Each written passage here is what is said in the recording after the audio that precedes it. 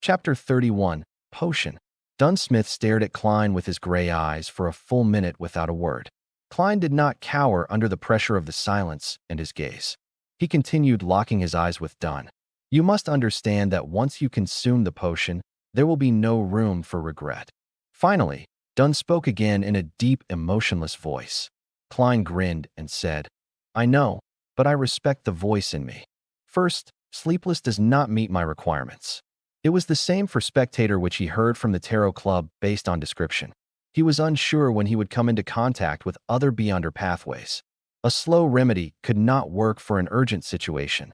Therefore, there was no need for him to wait.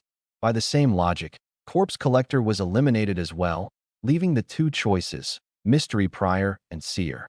Under the premise that potions of the same sequence were equally dangerous and him unable to obtain more information, as well as the fact that both Mystery Prior and Seer met his requirements, then regardless of whether Emperor Roselle was making a passing remark or if he really regretted not choosing Apprentice, Marauder, and Seer, it was enough to tip the balance in his heart.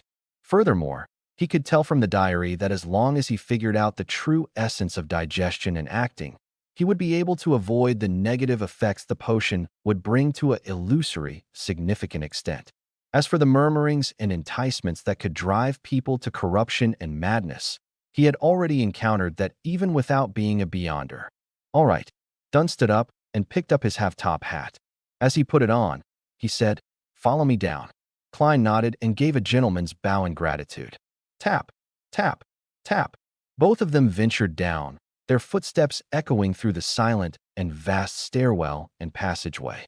Klein suddenly felt gripped by anxiety as he tried to find a topic of conversation. Captain, you mentioned that taking the potion would not directly give me the corresponding knowledge on mysticism, that I'll only have the qualifications to learn it. Then, where does the basic knowledge of mysticism come from? Did our predecessors risk their lives for it, or obtain it via other means? Every time he went underground, he would find the air especially fresh. Clearly, the ventilation was excellent. However, the occasional gust of wind made one shiver. Dun glanced at him, the darkness in his gray eyes appearing abnormally deep. He answered calmly, Is as you said, one of experimentation, summarization, and enhancement.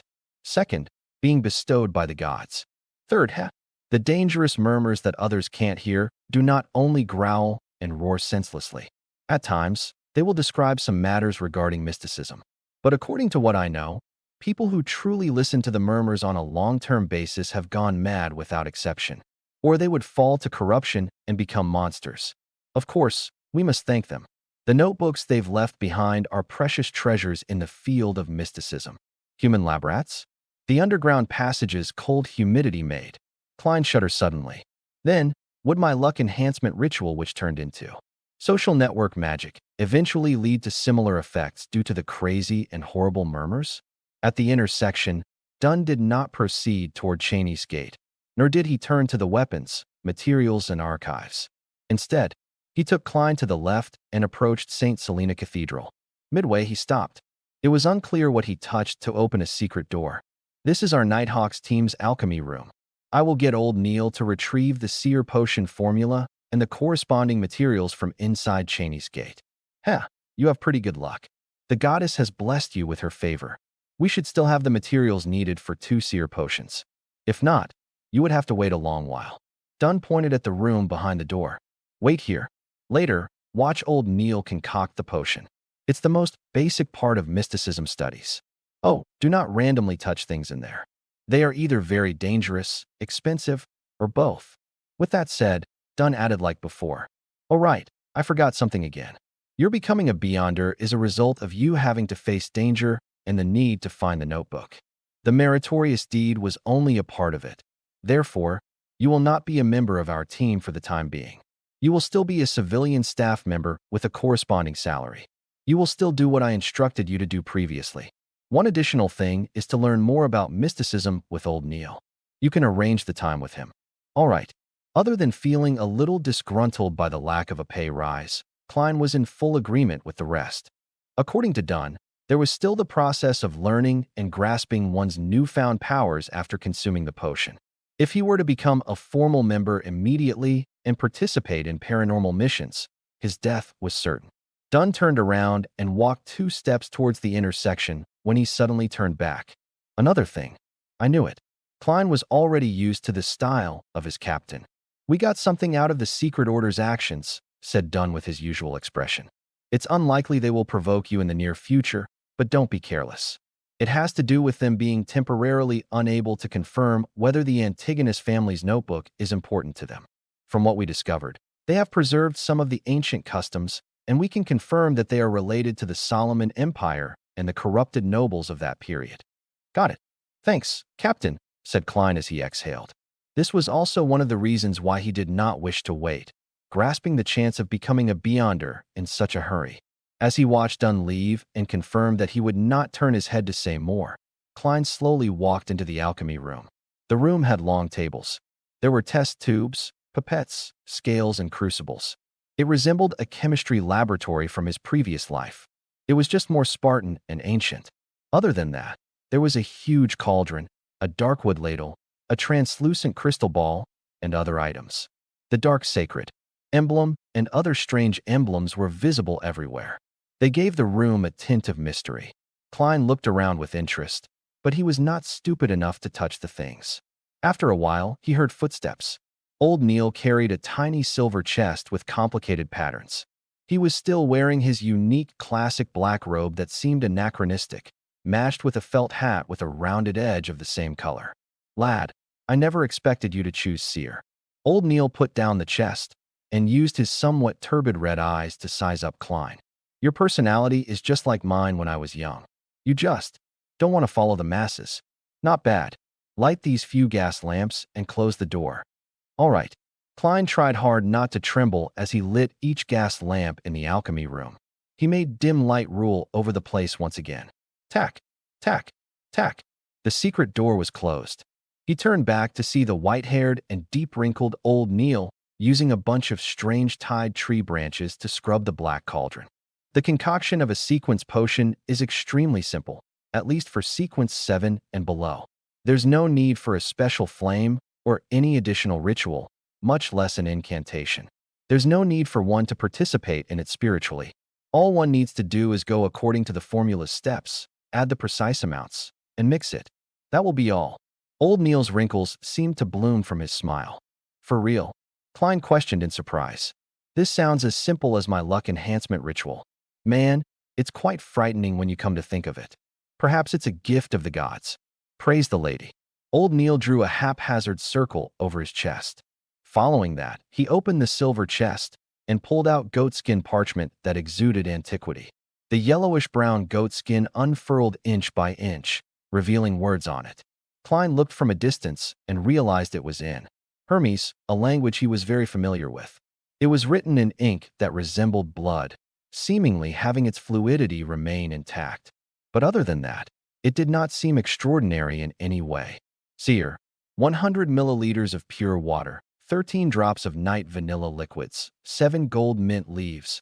Klein silently recited the formula's content, but the rest of it was blocked by old Neil's wrist, preventing him from reading it. Pure water is water that is repeatedly distilled. Thankfully, I made some previously, so there's no need to waste time on it. While old Neil gave the introduction, he took a large sealed glass bottle from the table with great familiarity. He took off the stopper and poured about 100 milliliters of pure water into the cauldron without much thought. Klein did not dare ask, afraid he would affect old Neil's concoction. After all, he was the one drinking the potion. 13 drops of night vanilla juices. This can be extracted and stored as an essential oil ahead of time. Old Neil took out a tiny brown bottle from the silver chest, and with a pipette, and dripped 13 drops into the cauldron in a relaxed manner. A faint but easing fragrance emanated, making Klein feel an abnormal sense of peace. 7 gold mint leaves. Old Neil picked up a silver-patterned can and removed its lid. With his bare hands, he picked up a few leaves and scattered it into the cauldron. He caught a whiff of a fresh and stimulating scent. 4, 5, 6, 7. Perfect. Old Neil chuckled and looked at the potion formula on the goatskin. 3 drops of poison hemlock. This isn't something you should drink randomly. It can cause your entire body to numb to the point of death. In ancient times, it proved to be the best option for committing suicide. It's not like I'm silly. Klein lampooned. Old Neil changed pipettes and dripped the poison hemlock into the cauldron. The mixture caused a strange smell that freshened one's mind. 9 grams of dragon bloodgrass powder. Old Neil took his time to reach his hand into the silver chest and pulled out a transparent test tube. There was some deep black powder inside. He used a beaker and a scale to measure 9 grams of powder and poured it into the cauldron. He then stirred the mixture twice with the darkwood ladle. The laid-back process of making the concoction made Klein a little worried. In fact, the materials from before were just supplemental. The exact amount doesn't really affect the final outcome. Should I put a little bit more? Old Neil made a joke. The last 2 is what's crucial. The amount can be slightly lowered, but it cannot be too far from the requirement, or your enhancement can fail. Oh, the quantity cannot be any more, even just by a bit. If so, you will have to be treated for mental problems. It's not impossible to die immediately. Klein immediately tensed up as he saw Old Neil pull out a black glass bottle from the silver chest. Lavos squid's blood, 10 milliliters. This kind of squid is considered an extraordinary biological species. It is clearly mutated. It is covered in mystery. Its blood will rapidly break down under sunlight and lose its unique qualities. It has to be stored in opaque material. Old Neil's tone no longer sounded relaxed. He quickly and carefully retrieved 10 milliliters of blood with a test tube. The blood was blue like the sky. From time to time, it produced illusory bubbles as though it was connected to the spiritual world. After pouring the blood inside the test tube, the remaining drops are ignored as a form of precaution, whispered Old Neil. The moment the blue blood entered the cauldron and made contact with the liquid from before, it produced bubbling sounds. The surrounding light was dyed with a light blue tinge, making Klein feel a strange sense of distance but also familiarity. It felt like the feeling of being in a mother's womb. It elevated a human's soul. The final item. Star crystal. 50 grams. Old Neil's voice sounded in Klein's ears, jolting him awake as he looked at the table. In the old gentleman's hand was a piece of extremely pure crystal. Furthermore, the crystal appeared gelatinous, as though it was jelly from Earth. It lacked hardness. Under the blue light's illumination, it reflected bits of light, as it seemed to contain a resplendent void of stars within. This is excellent material for the creation of divination crystals, just a little less in consideration of any mistakes. As Old Neil measured, he used a tiny patterned silver blade to extract the crystal. Pure water, night vanilla, gold mint leaves, poison hemlock juice, dragon bloodgrass, Lavos squid blood, and star crystal make up a seer. At that moment, Klein could not help but recall the formula. With everything done, Old Neil poured in a few blocks of star crystal into the cauldron. Sizzle. Illusory fog instantly spewed forth, turning the alchemy room into a blur. Klein seemed to see a vast array of stars amid the fog and felt like he was being observed by an invisible existence. A few seconds later, the fog dissipated. Old Neil used the darkwood ladle and scooped out some sticky dark blue liquid. It had strange characteristics, gooey and inseparable. Not one bit was left in the black cauldron. The dark blue liquid was poured into an opaque cup before Old Neil pointed at it. It's done, your seer potion. Chapter 32, Spirit Vision. Klein looked at the dark blue gelatinous liquid, finding it hard to describe it as either a block or cup of liquid. He swallowed his saliva and said in great difficulty, "Am I to drink it just like that? Is there no need for any other preparations? Like a ritual, an incantation, or a prayer?" Old Neil acknowledged tersely before saying, "Preparation? There is. Get a cup of Intis Ormer grape wine, suck on a Desi cigar, then whistle a relaxing tune, and dance an upbeat court dance. You can do a tap dance if you prefer that. Finally, play a round of Gwent cards." When he saw Klein's expression turn dumbfounded, Old Neil laughed and summarized what he had just said. "If you feel nervous. You are quite humorous, aren't you?" The corners of Klein's mouth twitched as he resisted the urge to draw his gun. He put his cane down and extended his right hand. As though he held something heavy, he raised the opaque cup. The smell of the potion was faint and seemingly ethereal. "Lad, do not hesitate. The more you hesitate, the more nervous and afraid you will be. That will only affect the absorption that follows," said old Neil with his back facing Klein. It was as though he had said it casually. It was unknown when he arrived by the nearby water basin. He turned on the tap and washed his hands. Klein nodded silently and took a deep breath. Just like he was back when he was a child, he pinched his nose and drank it like medicine. He moved the opaque cup to his mouth and tipped his head, drinking it down with a gulp. A cool and smooth feeling quickly filled his oral cavity. It then flowed through his gullet and into his stomach. The sticky, dark blue liquid seemed to grow out thin and long tentacles, bringing stimulation and coldness to every cell in Klein's body. He could not help but convulse as his vision rapidly went into a blur. All colors seemed to saturate. The reds were redder, the blues were bluer, and the blacks were blacker. The rich colors blended like an impressionist painting. Klein had seen such a scene before. It was back when he was questioned by the spirit medium, daily. At that moment, his vision became a blur, and although his mind felt light, it was clear. He felt like a castaway floating in the sea. Slowly, his surroundings turned discernible. All the colors returned to their original as a grayish and blurry fog emanated. Around him were forms he found difficult to describe. There were transparent objects that did not seem to exist. Deep down, there were lustrous brilliances of different colors which seemed to possess life or contain immense knowledge. This is a little similar to what I saw during the luck enhancement ritual. As Klein instinctively looked down, he realized that he was still standing in his original spot, body convulsing.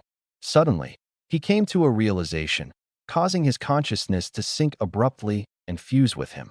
Boom. The fog quickly dissipated as the colors restored to normal. The bright, clear halo and the inexistent objects instantly vanished. The scene in the alchemy room returned to normal, but Klein felt his head swell. He felt like it was being yanked apart. Whatever he saw had countless afterimages. His ears were overwhelmed by an ethereal murmur. Hornacis, Phlegria, Hornacis, Phlegria, Hornacis, Phlegria. Klein felt a stabbing pain at his forehead as he quickly had thoughts of causing destruction to vent the discomfort in him. He frowned and hurriedly shook his head. Is your vision abnormal? Are you also hearing things you did not used to hear? Said old Neil, at his side with a concealed smile. Yes, Mr. Neil, what should I do? Klein tolerated the intense mania and asked. Old Neil chuckled. This is the resulting seepage of the potion's energy. You lack the means to control it. All right, do as I say. Think of an object in your mind, something common. Make it simple and easy. Klein quickly focused as he envisaged his own have-top hat woven from black silk. He recalled the feeling when he touched it and its exact shape. Place all your focus on it. Keep repeating that while creating the outlines. Does it feel a little better?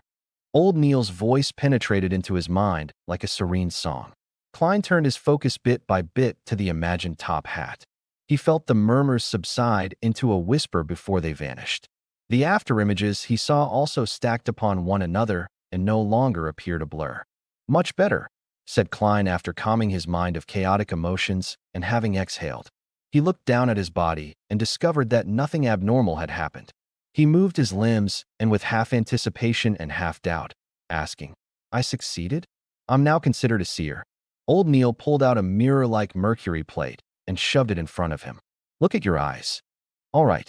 Klein moved his fingers back and forth while having his vision trained on the fiery red. Old Neil thought for a moment before saying, to put it simply, the mainstream way of mysticism is to split non-physical parts of a human into 4 levels. At its core is the soul body, which is also everyone's basic spirituality. There is a school of thought that believes all biological creatures have spirituality and have a soul body. I'm not sure about anything else, but to mystery priors, the goal of cogitation and the method to increase our strength is directed toward the soul body. Outside the soul body is the astral projection. It is the means for the soul body to communicate with the spirit world and with the cosmos. It's considered an external manifestation of the soul body. Besides, it will be directly related to your personal ambition and your prevailing emotions. The scenes you see after consuming the potion are scenes your astral projection sees when it wanders through the spirit world. That world does not obey the laws of the physical world. It involves exceeding the concept of I, the limitless I, and the universe's I.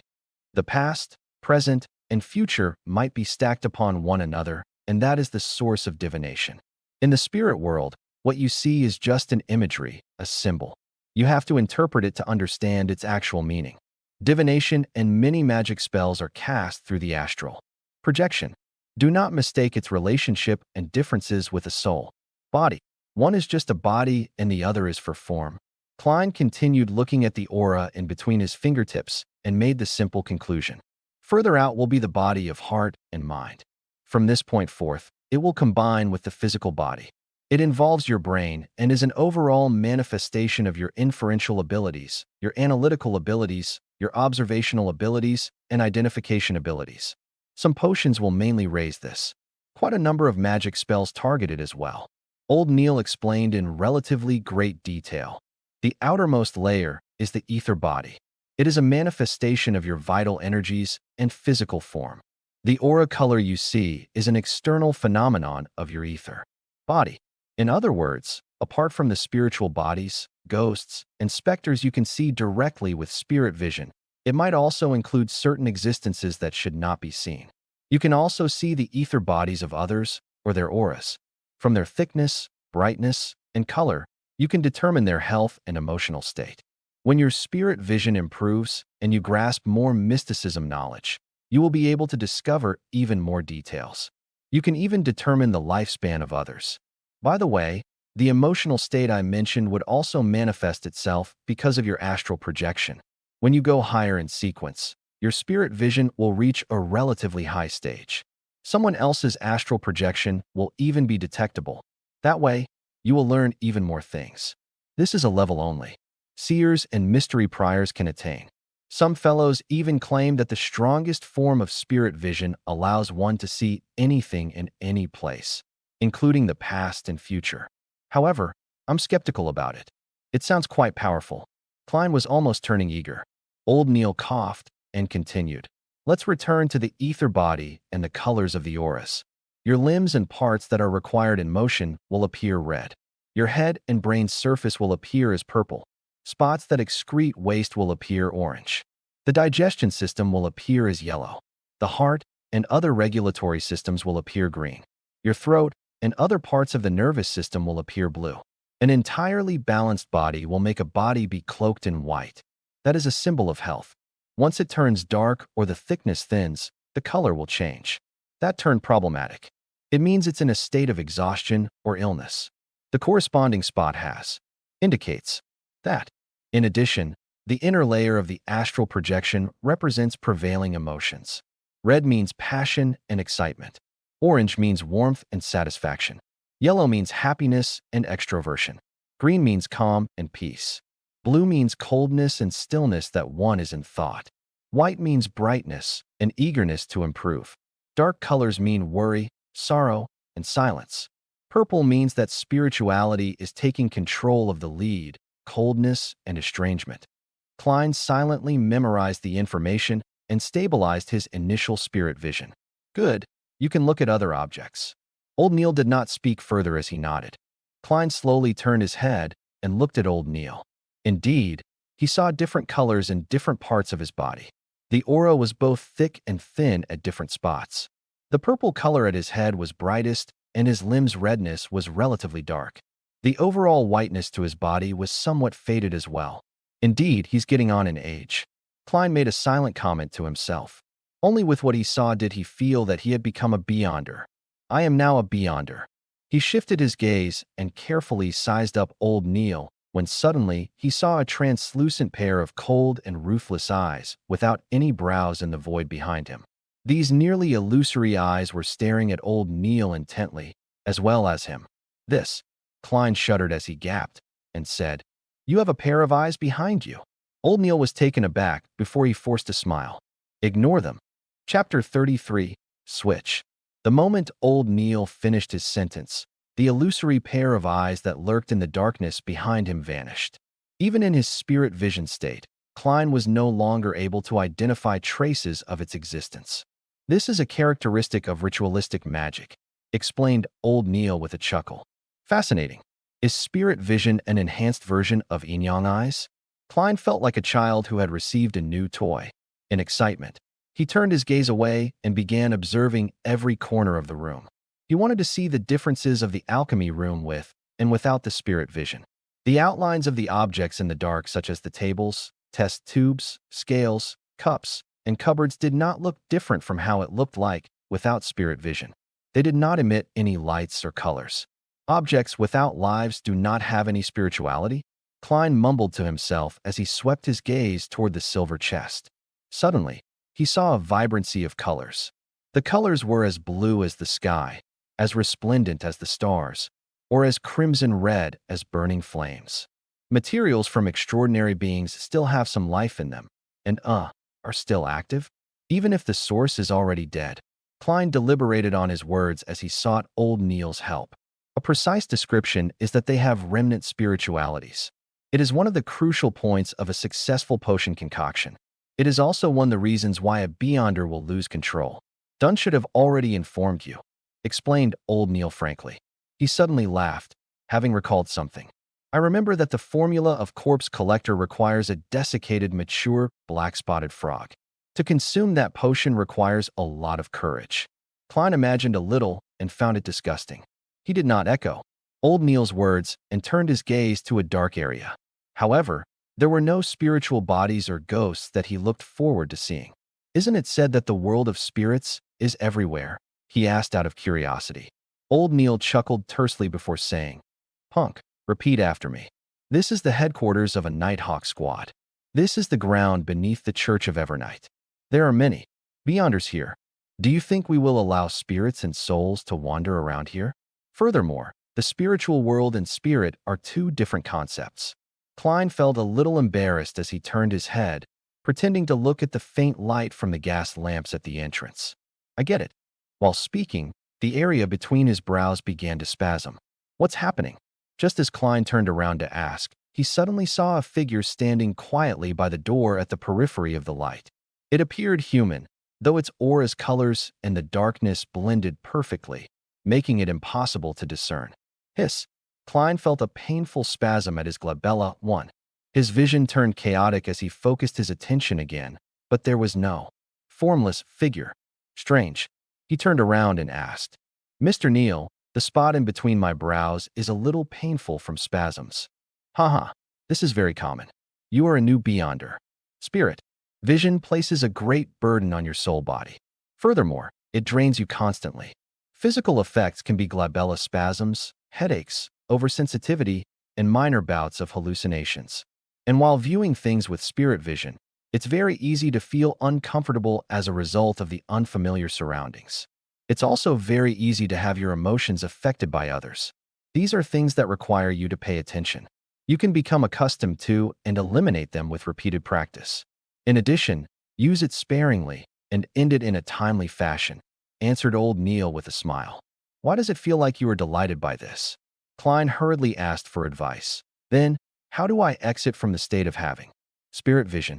He had planned on mentioning the invisible figure he had seen, though when he heard of the minor bouts of hallucination among the symptoms, he struck that thought away. From the glabella spasm and headache, he could completely guess old Neil's answer. Like before, think of an item to divert your attention. It will bring you out of cogitation. Close your eyes and control your spirituality and repeatedly tell it to end. When you open your eyes again, you will discover that your spirit vision has ended. Old Neil described leisurely, and when he was done, added, Of course, that is the most trivial and clumsy method. We can repeatedly hint to ourselves in cogitation from practice to affect our spirituality. That way, you will have a simple switch. For instance, tapping at your glabella twice lightly would allow you to easily activate spirit vision. Another 2 taps will simply end it. As for how you set it up, it depends on your habits and preferences. Got it. Klein thought for a moment and planned to imitate old Neil to use tapping his glabella twice as a switch for his spirit vision. Tapping once was easily mistaken as an instinctive knock to his head, and tapping thrice could be a waste of valuable time in dangerous situations. As for actions like snapping fingers, they were too attention-drawing. He eased his focus and imagined the stacked spheres of light and re-entered a state of cogitation. Under old Neil's guidance, after repeated hints and practice, he finally set up his switch. He clenched his fist slightly and used his index finger's joint to tap at his glabella twice. Immediately, there were glowing auras of differing thickness and colors appearing before his eyes. After another 2 taps, everything returned to normal. "I've finally grasped it," he sighed with delight. Only then did he realize how exhausted he was, feeling like he could fall asleep at any time. His mind hurt as though he had stayed up for 3 nights. Old Neil said with a chuckle, "We are not sleepless. Every practice and every time spirit vision is used excessively, you will need some sleep. You can now go back and have a good rest. In the afternoon, go to Iron Cross Street where Welch's place is and walk around. Try your best to find clues about the Antigonus family's notebook as soon as possible. Tomorrow, I'll continue teaching you about mysticism. Of course, do not forget to read the historical documents." All right. Klein was arrangements in full agreement with old Neil's. He picked up his cane and left the alchemy room. He watched the door close as old Neil returned to the armory. Klein massaged his glabella and temples, and with the help of his cane, sauntered up the stairwell. At that moment, Dunsmith came from behind him with the corners of his lips hooked. With a deep gaze, he said, "I heard from old Neil that you are a very suitable candidate. Even without cogitation, you were able to use spirit vision. Perhaps it's a unique trait of being a seer," replied Klein humbly. He guessed that Dunn had been watching the armory for old Neil. Dunn slowed down and went ahead of Klein a little. After a few seconds of silence, he turned around and said, "You have to remember that curiosity killed the cat. It can also kill beyonders. Do not attempt to probe the murmurings you should not be listening to or seeing existences you should not see." All right. Klein knew this was another reminder of how beyonders lost control. After entering Blackthorn Security Company, he greeted Roseanne, who obviously did not know that he had become a beyonder. He slowly walked out the door and reached the streets where he took a trackless carriage to Daffodil Street. He nearly fell asleep on his return journey. It was still in the morning and the temperature was about 26 degrees Celsius. Klein pulled out a copper key from his waistband and opened the door to his home. There were still many items missing from his home. The living room and dining hall were still empty. Benson and Melissa had work or school, so they had both left early in the morning. Klein did not have the capacity to bother with anything else. He closed the door and briskly went to the second floor and entered the bookshelf-equipped bedroom that belonged to him. After taking off his tuxedo and hanging it on a clothing rack, he eagerly plunged into bed. The moment his head hit the pillow, he fell asleep. Klein was awoken by bright sunlight. He turned his head and slowly opened his eyes to discover the burning sun outside. What time is it? Did I miss the tarot club in the afternoon? He struggled to get up and walked to the clothing rack to take out his pocket watch from the pocket of the tuxedo's inner lining. Not only had he forgotten about the matter, he had forgotten to close the door to his bedroom and pulled the curtains to the oriel window. Klein pulled out the pocket watch and immediately felt relieved when he opened it. It was only slightly past noon. There was still a lot of time until the scheduled gathering at 3 in the afternoon.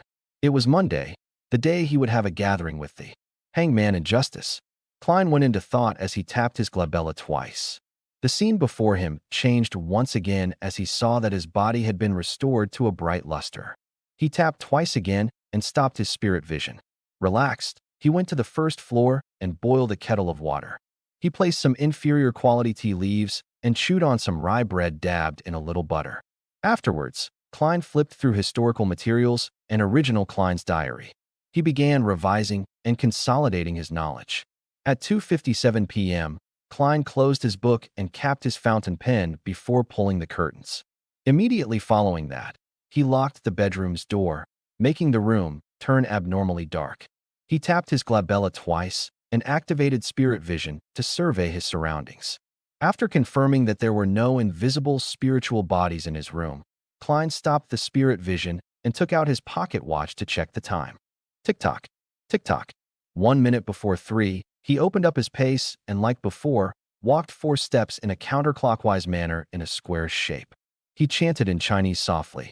Only this time, he did not prepare any staple food. Klein closed his eyes as he felt the back of his hands turn itchy. It felt like the 4 black dots forming a square were protruding and projecting something. Hysterical shouts and alluring murmurs began resounding, but Klein realized that the headache was not as bad as the first time. It was not that he was unaffected, but that he was doing his best to stop himself from listening. As a beyonder, He had to have more self-control in such an environment. Soon, his body turned light as he floated up. He saw the grayish-white and blurry fog that emanated. Then, he saw dark red stars. Two of them had a minuscule connection with him, with an abnormal sense of familiarity. Klein looked at his blurry self and muttered in confusion, "The astral projection that old Neil mentioned?" He remained calm for a few seconds and again transformed the opulent divine palace with the tall bronze table under the domed ceiling, as well as the 22 high-back chairs that corresponded to the different constellations. Klein calmly walked to the seat of honor and made his body and face be immersed in thicker gray fog. He extended his right hand and tapped two familiar deep red stars and created a miraculous connection. Chapter 34, Advance Payment. In an underground basement without any windows, the burly Alger Wilson sat by a long table with various apparatuses and goatskin parchments on it. In front of him was a half-consumed candle.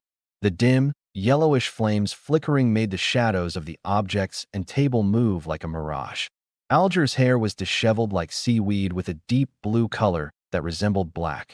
He wore a robe with lightning patterns embroidered on it. He clasped his hands with his thumbs facing each other while he focused on a bottle of black liquid to the left of the candle. Whoosh, whoosh, whoosh, splash, splash, splash. The sound of tempestuous winds or the crashing of the sea waves howled from inside the sealed bottle. And in spots where the black ink did not sink, a faint fog would swirl. It was as though it grew eyes and a mouth. Alger cocked his head to glance at the clock hanging on the wall and watched the needle strike 3. He pressed down on his temple as his eyes turned dark. Fascinating colors surfaced from the various items on the table. At that moment, he discovered a deep red light appear like a tidal wave from nowhere, drowning him instantly. Backlund, Empress Burrow, inside the Hall family's luxurious mansion.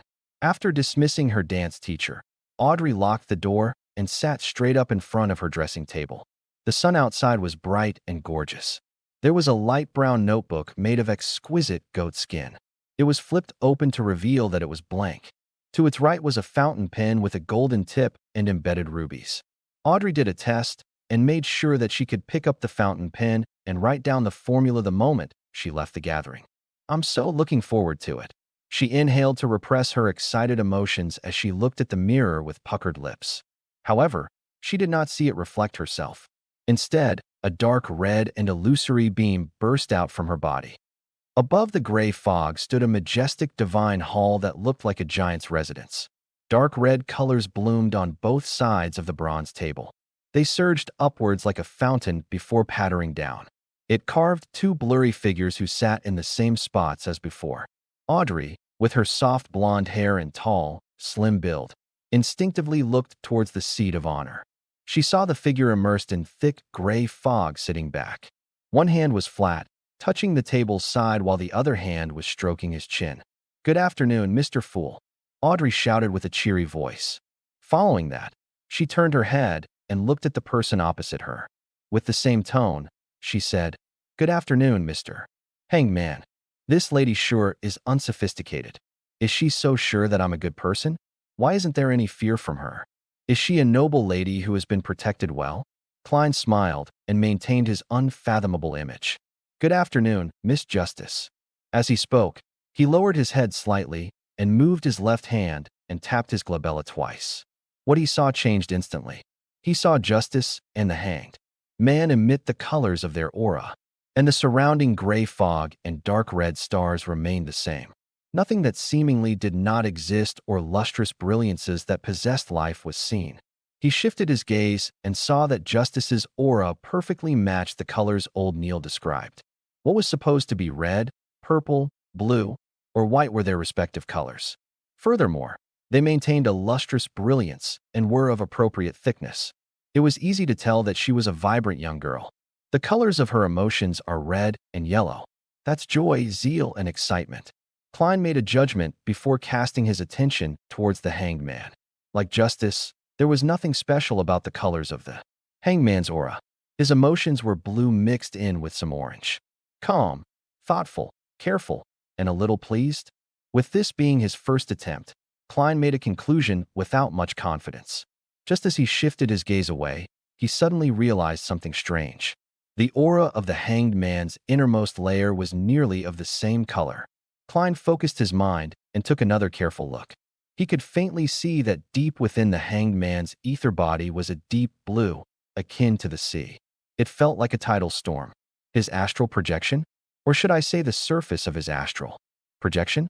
From the looks of it, he's really a beyonder, and one that's apparently stronger than old Neil.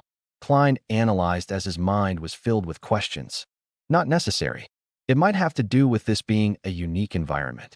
It's only because this is my home ground that I'm able to see these things that old Neil did not manifest. He turned his head toward Justice again and confirmed that it was a characteristic only Beyonders possessed. At that moment, Alger also completed his greetings. Audrey drew a light gasp as she asked in anticipation, "Mr. Hanged Man, did you receive the box of ghost shark blood?" Alger took a look at Klein and saw him tapping his glabella as though he was considering other matters. "Thank you very much. It perfectly met my expectations. I never expected you to send it to me so quickly." "The ghost shark blood is not the typical extraordinary creature," said Alger frankly. Audrey smiled humbly and said, "I'm very happy to see this outcome." As she loved anything to do with mystery from a young age, she had befriended those in aristocratic circles with similar interests. They have exchanged information, books, and rare artifacts among each other. But before this, none of them had ever obtained any supernatural power to become a real beyonder. Instead, there were a few princes that hinted that they could gift her what she wanted if she became their princess consort. However, she had obtained the ghost shark blood directly from her family's vault. After all, the inventory only states one big bottle, without mentioning how many milliliters or how full it had to be. She believed that pouring a little bit of it would go unnoticed. Even if there was an accident and the matter was exposed, her parents were unlikely to pursue the matter. Alger looked deeply at the fool who was enveloped in fog before turning his head back with a smile. "According to our agreement, I will tell you the formula to the potion, spectator. Let me prepare myself." "All right, begin." Audrey inhaled as she focused her full attention. Low-sequence potions are very easy to concoct. Just follow the order that I provide you. Do remember that there can be smaller quantities of the ingredients, but not more. It would cause major problems. You should have heard about news of Beyonders losing control. I believe there's no need for me to repeat it.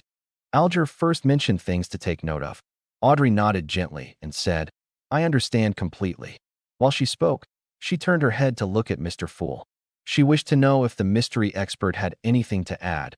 Unfortunately, the fool was sitting silently there like a statue. Alger thought for a moment before saying, "Having smaller quantities does not mean it should deviate by too much. If you do not have an assistant, I suggest you spend some time familiarizing yourself with chemistry experiments." "I have a family tutor for such matters," answered Audrey without feeling the burden. After Alger mentioned the furthest extent of the deviation, he recited with great fluency, "Spectator. Sequence 9 potion. 80 milliliters of pure water. 5 drops of autumn crocus essence. 13 grams of cow teeth pianol powder. 7 petals of elf flowers. A matured manhow fish's eyeball. Add 35 milliliters of goat-horned black fish blood." The final 2 items are the main ingredients. They are extraordinary creatures from the sea. You have to be careful. "All right." Audrey recalled and repeated, 80 milliliters of pure water. 5 drops of autumn crocus essence. 13 grams of cow teeth. Pianol powder, reminded Alger. With his help, Audrey gradually and precisely memorized the formula's order. However, she appeared worried as she mumbled it again and again. "Do you know about cogitation?" When Alger saw Justice nod, he continued, "I do not know how much you know about cogitation. Let me describe it once. After consuming the potion, quickly begin cogitation to control your spirituality and energy. Make sure to practice every day to truly grasp the powers of the potion. Dig out the meaning it symbolizes and even more of its mysteries. That way, you can avoid the danger of losing control to the greatest extent. And the meaning of a potion mainly lies in its name, such as spectator." Klein silently listened to the conversation and had no plans on interrupting. All he did was secretly memorize and study, but when he heard that, he suddenly had a thought. Audrey listened to the hanged man's explanations attentively, and just as she was about to inquire about something more detailed, she suddenly heard the rapping sound on the table. She and Alger turned their heads and looked at the fool. They realized that the mysterious and mighty figure was tapping gently with his fingers. He said in a deep voice, "It's not about grasping them, but rather digesting them. It's not about discovery, but rather acting." The name of a potion is not only symbolic, it's also imagery. It is the key to digesting. Audrey was dazed and confused from hearing that. She was not very clear on what Mr. Fool was trying to express. She subconsciously eyed the hanged man for a reaction from the corner of her eyes. She was surprised to see him jolt and freeze. It was as though an ordinary person had heard a loud and sudden clap of thunder. Digesting, acting. Digesting, acting. Digesting, acting, key. Alger repeated it again and again softly as though he had grasped a key concept or had succumbed to a strange curse. After a while, he raised his head and said with a hoarse voice, "Thank you, Mr. Fool. Your hint is as valuable as my life. You have enlightened me greatly. Of course, I believe I have yet to fully understand or comprehend it." Klein maintained his mysterious and unfathomable image by saying with a smile, "That was an advance payment." In fact, he did not truly understand the exact meaning of what was said. He was just certain that Emperor Roselle was more powerful than the typical Beyonder and stronger than the Hanged Man. Advance payment. Audrey looked at the Hanged Man's reaction and knew that the hint from before was precious. As she ruminated over it, she asked, "Mr. Fool, what do you wish for us to do?" Opposite to her, Alger said with a nod, "What matter might you wish to entrust us with?" Klein leaned back slightly as he glanced at the two of them before saying in a soft and pleasant voice, "Collect Roselle Gustave's secret diary on my behalf, even if it's just one page of it." Chapter 35. Exchange of Information. Roselle Gustave's secret diary? Emperor Roselle? Indeed, only such matters are worth the concern of a mighty figure like Mr. Fool. Audrey was first taken aback before she realized that she found it nothing surprising. Rumor had it that Emperor Roselle had once seen the blasphemy slate. It was said that the secret cards he created hid the 22 paths of the divine. This was something every high-sequence Beyonder would definitely pay attention to. Diary? That's a diary. Alger frowned slightly as he keenly noticed this tidbit. The item which Roselle Gustave had left behind had been described by Mr. Fool as a diary. How did he know? How did he determine it? Could he know the way to decipher Roselle's cryptic text? Faced with the hanged man's question and having obtained the desired effect, Klein leaned back into his chair and interlocked his hands. He answered in a relaxed manner, "Let us first view it as a diary for now." He did not deny or confirm it. Audrey had heard the children of other nobles mention the matter. However, she had never really learned much of it. With her curiosity piqued, she asked, "It said that Emperor Roselle's, well, diary was written in a cryptic language or symbols he invented." "Yes," answered Alger simply. "Some people believe that it is a unique set of symbols from mysticism. Others believe that it is a hieroglyph. But up to today, no one has found the correct way of deciphering it. At the very least, that's all I know." With that said, he turned his head at Klein in a bid to get some confirmation or show his suspicions. They are texts that have been passed down for generations, so are no longer in their original state. According to your line of thought, how can it be deciphered? Klein maintained his calm as he secretly gave a self-deprecating laugh. As for how to handle the symbols of mysticism, he instantly thought of a ridiculous and funny scene. Dressed in a black pointed hat and long robe, an evil mage pulls up his sleeve to reveal a symbol tattooed on his arm. It was said that this was a symbol with mysterious power left behind by Emperor Roselle.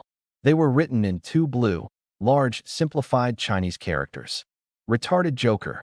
The corners of Klein's mouth curved up slowly as he found himself in a good mood. After hearing the hanged man's description, Audrey said in a stumped manner, "We can't understand the symbols or the words. Then, how are we to pass the information to you, Mr. Fool? Or are we to mail it somewhere?" "This is quite an important question. I do not have the means to accept an item secretly." Klein was in no hurry to answer. He repeatedly released his thumbs from his interlocked hands before tapping them back again. Soon, he thought of a solution. "Since I can create a divine palace and table according to my wishes in here, would it be possible to project the content in the minds of others here? I'll give it a try." At that moment, Audrey and Alger saw Mr. Fool slowly sit up amid the thick, grayish fog. "Miss Justice, let us give it a try." Imagine a paragraph of text and give it the emotions of writing it with urgency. Yes, pick up the fountain pen beside you and write on the piece of paper. Before Klein finished his sentence, Audrey saw a piece of yellowish-brown goatskin parchment and a dark red fountain pen in front of her. She picked up the fountain pen both curiously and doubtfully.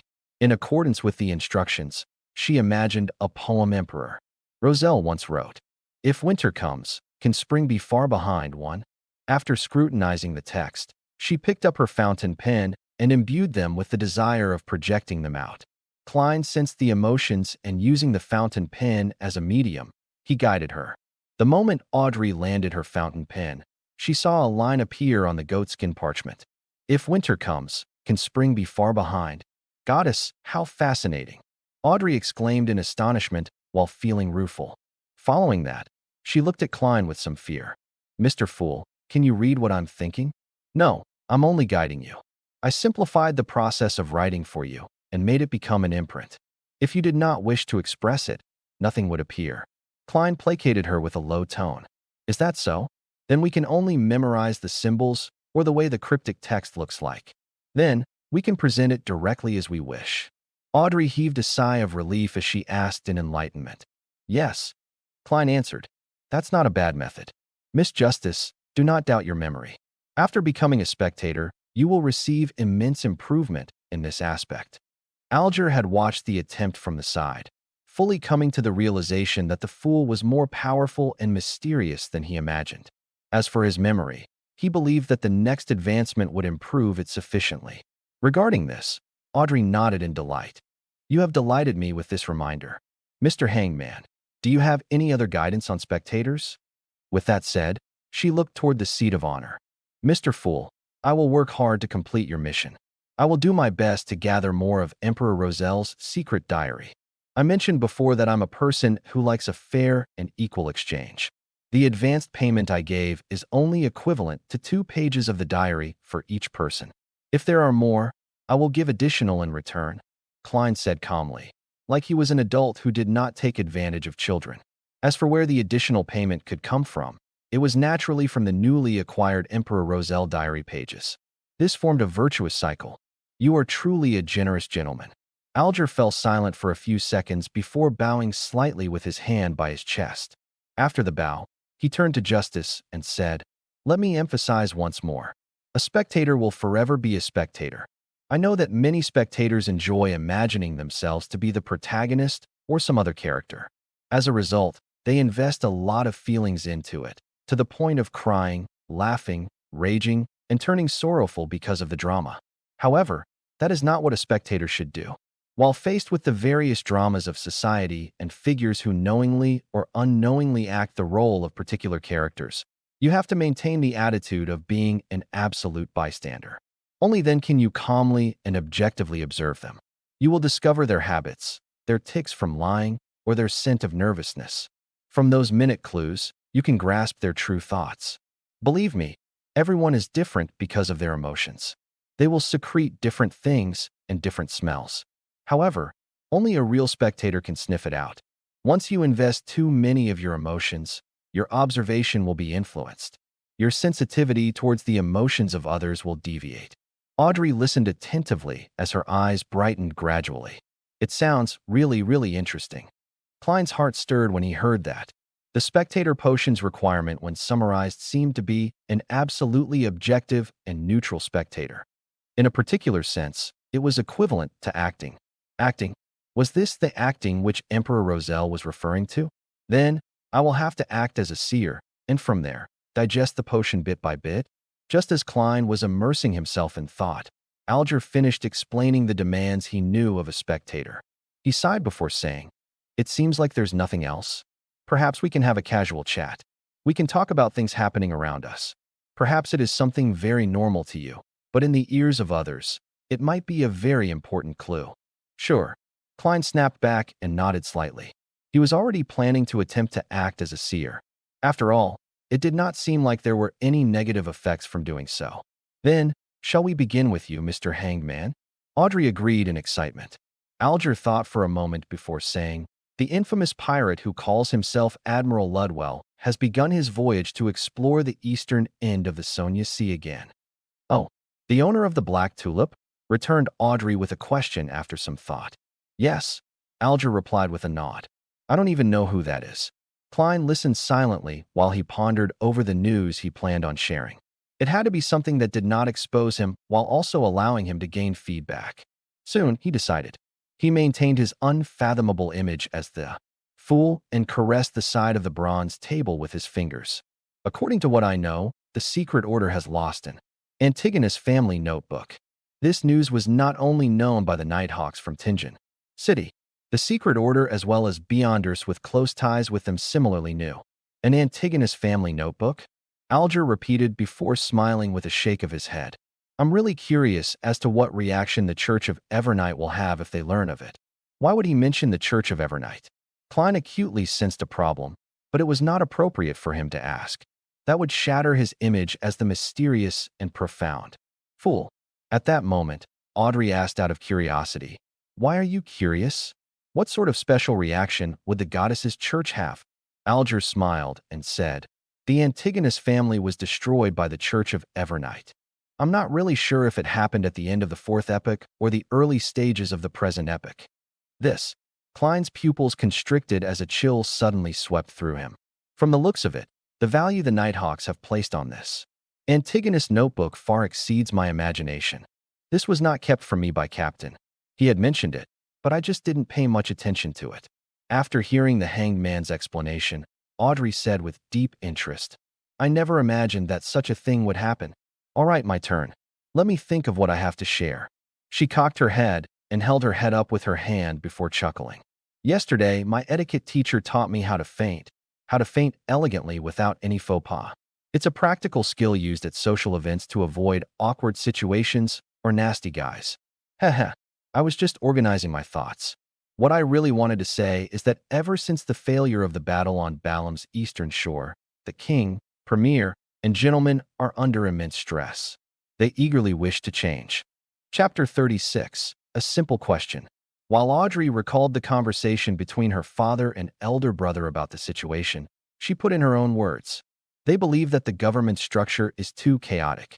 Every election, if there is a change of the ruling party, there will be a change of personnel from top to bottom. It makes things a mess and lowers efficiency tremendously.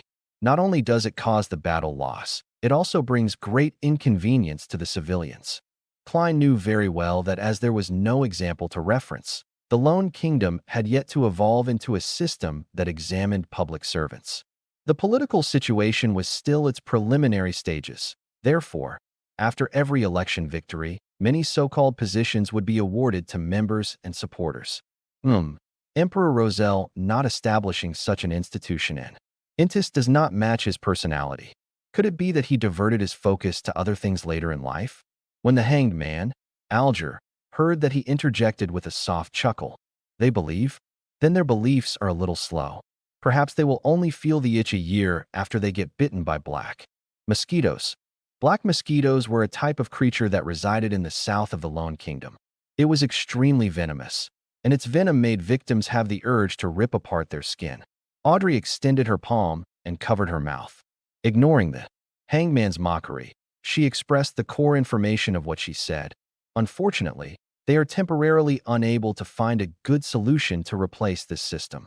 Klein listened carefully and felt that the topic was in the domain of his expertise. He smiled faintly and said, "This is a simple problem. The Futaholic Empire and the decadent countries that studied the Futaholic Empire had very advanced experiences of success." Simple. Audrey returned with a question in puzzlement. Although her education did not include politics, she often heard from the discussions of her father, brother, and people around her. She had a sufficient understanding of similar matters. Klein felt as though he had returned to the message boards of yesteryear. "Composed," he said, "an examination, just like an entrance examination for college. Hold an exam that is open to the public. It can be split into 2 rounds or 3 rounds. Use the most objective method to select the elite." But Audrey knew what sort of objection this would entail. Before she had the chance to arrange her thoughts, Klein continued, "After which, use these elites to fill the positions of the cabinet, the county government, the city government, and the various towns. Yes, the positions that are directly handling matters, such as the Secretary of the Cabinet. Different positions should be given different requirements. The second or third rounds can be tested based on locale and region. Professional matters should be left to the professionals. As for political positions such as ministers, governors, or mayors, they will be left to the parties that win the election. That is a slice of the pie they deserve. Alger, who lacked interest in such matters, unknowingly turned his head and listened carefully.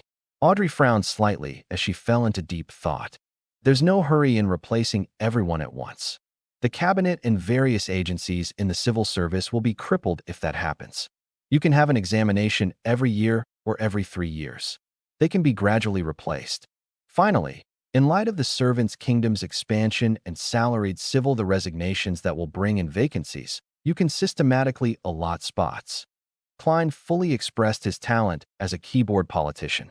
He then faced his palm outwards and said, "Such a design can bring the kingdom's insightful elites into the government.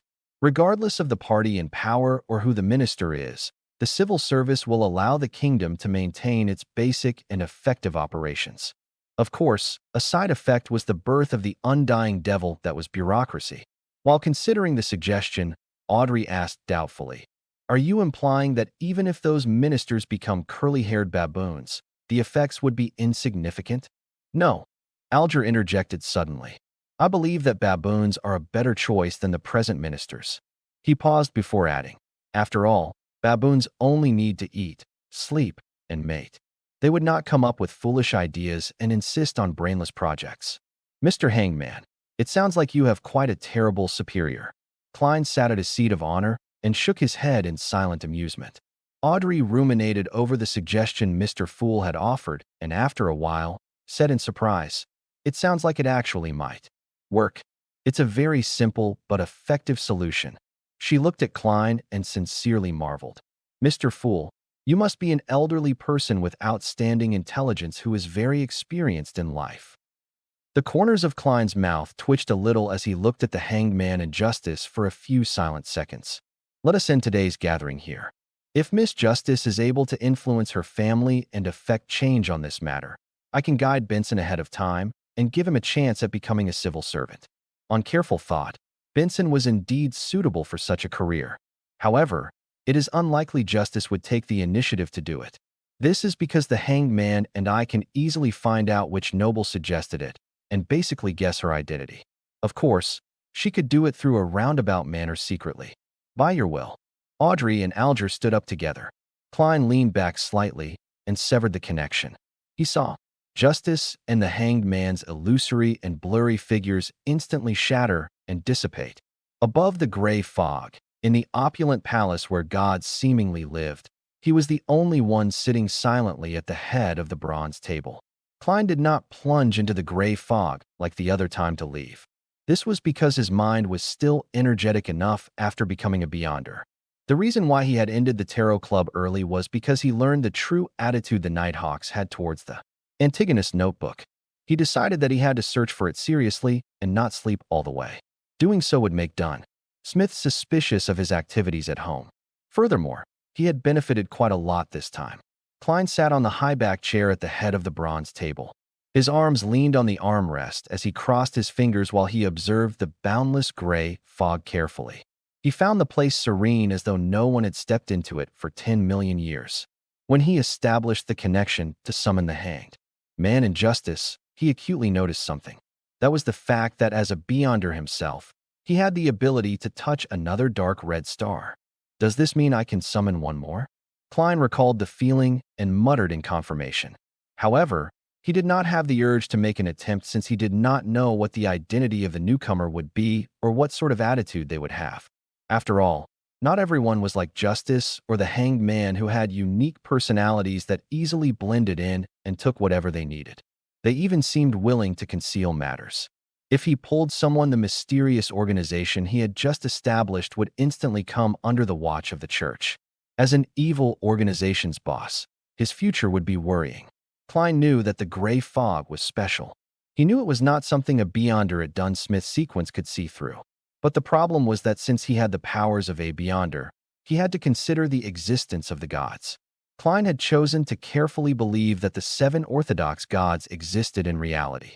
Of course, he was more tenable to the belief that these gods were just more powerful than high-sequence beyonders.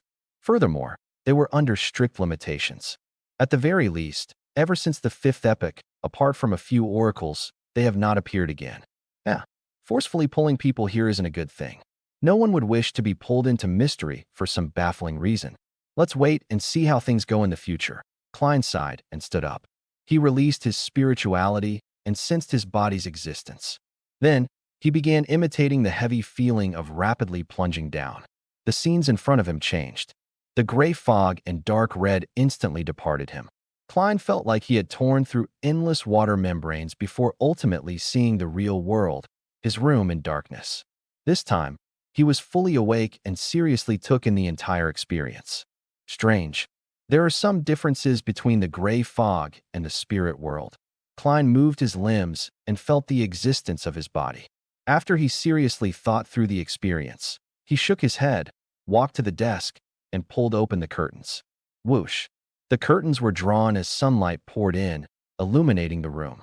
As he looked at the street outside the oriel window and the pedestrians going back and forth, Klein took a deep breath and muttered silently, "It's time to go out and work. How should I act as a seer? It cannot be rushed. All I can do is use spirit vision now." Backlund, Empress Borough. Audrey Hall looked at herself in the mirror. She saw her cheeks flushed red with excitement and her eyes, so bright that they would have daunted anyone from looking into them. She did not examine any of this as she hurriedly recalled. She picked up the ruby-studded fountain pen and wrote the formula to the spectator potion on the exquisite goatskin parchment. 80 milliliters of pure water, 5 drops of autumn crocus essence, 13 grams of cow teeth peonal powder, 7 petals of elf flowers. Matured manhal fish's eyeball, 35 milliliters of goat-horned black fish blood. Phew. Audrey heaved a sigh of relief as she read it a few times to confirm that she had not made any mistakes. She had the urge to dance again, but reminded herself to remain restrained. After some thought, she began writing various chemical names around the potion's formula. She then faked the page into complicated and messy chemistry. Yes, as long as one doesn't read it carefully, a person who flips through this randomly will not discover the details I have hidden in here. Excellent. Audrey praised herself and turned her mind towards the acquirement of the materials. I'll first search the few vaults we have. I'll then attempt to exchange for the missing parts with others. If I still can't gather them all, I can only seek help from the hanged man or the fool. What can I offer as payment? After some thought, Audrey closed the notebook and placed it on a tiny bookshelf. Following that, she briskly walked to the door and pulled it open. A golden retriever was sitting obediently outside. The corners of Audrey's mouth curled as she revealed a radiant smile. "Susie, you completed the mission perfectly." In the serialized stories in the newspapers, detectives would often have a capable assistant. I think there should be a huge dog supporting a real spectator. In an underground basement lit only by a flickering candle. Alger Wilson raised his palm and looked at it carefully. After a long while, he let out a sigh. It's still that miraculous. I was unable to figure out any specific details at all. Despite having made sufficient preparations, he failed to understand how the fool had completed the summoning. He moved his gaze down and looked at the goatskin parchment on the table in front of him. At the title head of the yellowish-brown parchment, there was a Hermes sentence written in dark blue ink. 7. Seafarer. Chapter 37. The Club. Under the scorching afternoon sun, Klein left his house. Since he had to walk all the way from Iron Cross Street to Welch's place, he wore a linen shirt instead of his formal attire of top hat and leather boots. He wore a matching brown coat, a round felt hat, and a pair of old leather shoes. That way, he did not need to worry that the stench of his sweat would contaminate the rather expensive suit. As he went down Daffodil Street, he strolled toward Iron Cross Street. When he passed by the square around the corner, he subconsciously took a glance. The tents had already vanished. The circus troupe from before had left after finishing their performance. Klein originally imagined the animal trainer who had helped him tell his fortune to be a hidden expert. He believed she had purposely appeared to guide him after discovering something unique about him, and that she would meet him and provide hints for the future. However, none of that happened. She left for the next stop in the tour with the circus troupe. How can there be so many cliched tropes? Klein shook his head while grimacing a smile. He turned toward Iron Cross Street. Iron Cross Street was not characterized by just a single street. Like its name suggested, it was formed by two roads that crossed each other. With the intersection at its core, it was split into Left Street, Right Street, Upper Street, and Lower Street. Klein, Benson, and Melissa previously lived on Lower Street. However, the residents living at his former apartment and the surrounding area did not think of the area as Lower Street. Instead, they created the term Middle Street. By doing so, they made a clear difference between those staying there and the poor who lived 200 meters down the road. There, a bedroom was occupied by 5 or 6 people, and sometimes even up to 10. Klein walked along the periphery of Left Street as he let his mind wander. He recalled the Antigonus family's notebook and how it was missing. He thought of its importance to the Nighthawks and thought of the deaths that resulted from it. His heart slowly turned heavy as his face turned ashen. At that moment, a familiar voice sounded. "Lad." "Oh." Klein turned his head curiously and found himself by Smyron Bakery's entrance. Mrs. Wendy with a head of gray hair was greeting him with a wave and a warm smile. "You don't look very happy?" Wendy asked genially. Klein rubbed his face and said, "A little. Regardless of your worries, tomorrow will always come," said Mrs. Wendy with a smile. "Here, try out my newly created sweet iced tea. I'm not sure if it suits the palate of the locals." "Locals? Aren't you one, Mrs. Smyron?" Klein shook his head in amusement. "Trying out something means it's free, right?" Wendy Smyron raised her chin a little and said, "You guessed right. I'm actually a Southerner. I came to Tianjin with my husband, but that was more than 40 years ago. Haha. Back then, Benson was not born yet. Even your parents did not know each other. I have always been a little unaccustomed to the dietary preferences of Northerners, and I'm always missing my hometown's food. I miss pork sausages, potato bread, roasted pancakes, vegetables fried in lard, and roasted meat with specialty sauces. Oh, and I also miss sweet iced tea." Klein suffused a smile when he heard that. "Mrs. Smyron, this sure is a topic that makes me hungry, but I feel a lot better. Thank you very much. Delicacies can always cure sorrow." Wendy handed him a cup of brownish-red liquid. "This is sweet iced tea I made according to my memories. Try it and tell me if it's nice." After thanking her, Klein took a sip and found it resembling iced black tea from Earth. However, it was not as stimulating. The taste of tea was stronger and felt more refreshing. It instantly expelled the heat brought by the burning sun. "It's excellent," he marveled. "That puts me at ease." Wendy smiled with squinted eyes as she watched him finish the cup of tea in a genial manner. After chatting with Mrs. Smyron about his moving, Klein returned to the street he was most familiar with. There were far fewer street-side hawkers in the afternoon. They gathered again after 5:30. The ones that stayed behind looked drowsy and listless. The moment he entered the area, Klein's heart suddenly felt overwhelmed by darkness. His heart felt heavy, down, and gloomy for an inexplicable reason. What's happening? He sharply sensed something wrong about himself. He immediately stopped and observed his surroundings, but did not see anything strange. After some thought, Klein raised his hand and tapped his glabella like he was thinking. The extent of his vision immediately transformed. The auras of the hawkers and pedestrians all appeared. Before Klein could observe the colors of their health, his attention was pulled away by the colors that represented gloominess. He was unable to determine the exact thoughts of the observed, but the despondent, apathetic, and gloomy impression was deeply carved into his heart. As he surveyed the area, he realized that even the sun could not disperse those dark colors. It was a sense of gloom that tainted them from years of repression. Upon seeing this, Klein instantly understood the reason.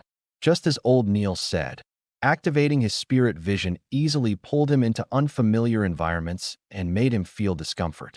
It was also easy for himself to be affected by the emotions of others. A similar principle could be used on an ability like perception. This was an ability he obtained without additional practice after becoming a seer. It was a passive sense that could not be declined. It allowed him to directly sense the existence of anything abnormal.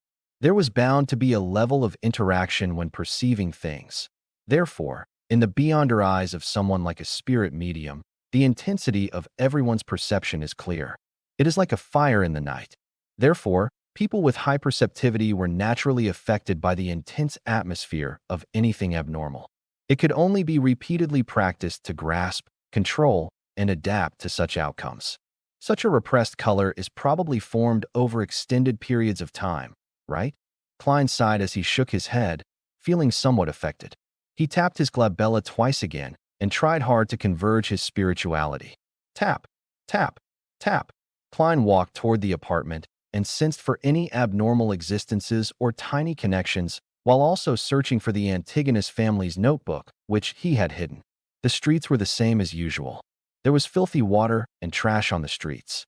It only cleared up when he reached the apartment's entrance. Klein pushed open the half-closed door and circled the first floor in the darkness that the sunlight could not reach. The wooden stairs creaked constantly as he went up them. The second floor was as dim as always.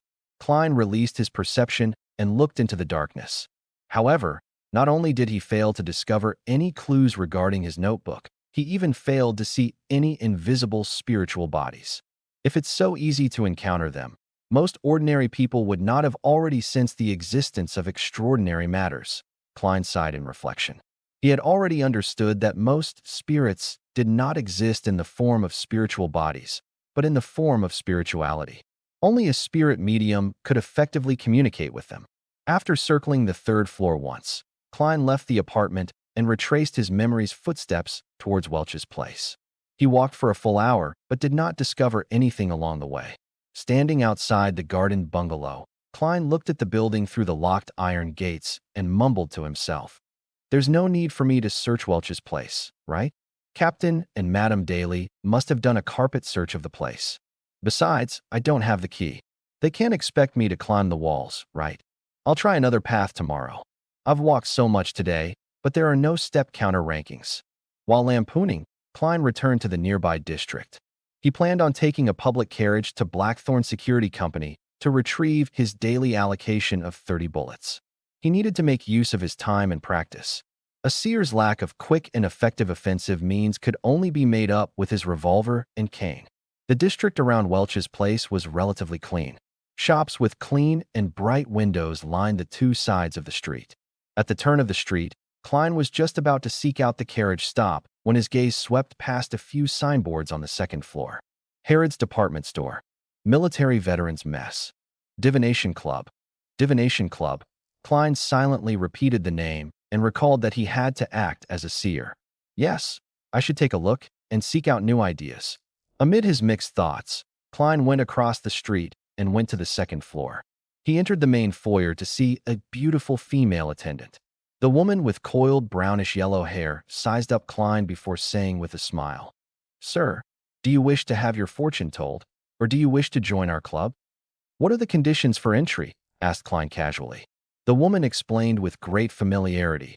"Fill in your particulars and pay an annual membership fee. The first year is £5 and subsequent years will be £1 a year. Don't worry, we are not like political or business clubs which allow entry through recommendations from formal members. Members can freely use the club's meeting room and various divination rooms and tools. They can enjoy the coffee and tea we provide and read the newspapers and magazines we subscribe for free. They can buy lunch, dinner, and alcoholic beverages at cost price, as well as education materials and materials needed for divination. In addition, we invite at least one famous fortune teller to lecture every month to answer any questions.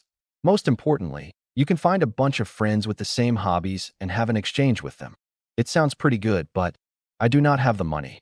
Klein gave a self-deprecating smile before asking, "Then what if I want my fortune told?" Chapter 38. Novice Hobbyist. Upon hearing Klein's question, the beautiful lady with elegantly tied-up brownish-yellow hair appeared to lose her patience. However, she maintained her smile and said, "Our members are free to do divination for others in the club. They also have their prices, and we take a very tiny cut as a fee. If you wish to have your fortune told, you can take a look at this album. It has introductions and rates of the members who are willing to do divination for others. However, it's Monday afternoon, so most of our members are busy at work. We only have 5 here today." As she introduced the club, she invited Klein to have a seat on the sofa beside a window in the reception hall. Then, she flipped through the album and pointed out the present club members. Hannes Vincent, famous Tinjan fortune teller, the club's resident mentor, good at various forms of divination. He charges for solely each time. It's really expensive. That's enough to feed Benson, Melissa, and me to 2 sumptuous dinners. Klein clicked his tongue silently and did not reply. When the woman saw this, she continued flipping the page and introducing one member after another. And the final one, Glassy, a member who joined the club this year. He is skilled in tarot divination. He charges 2 pence each time. Sir, who do you plan on choosing? Klein did not stand on ceremony and answered, Mr. Glassy. The female attendant fell silent for 2 seconds before saying, Sir, I have to remind you that Mr. Glassy is only considered a novice. I understand. I will be responsible for my own decision.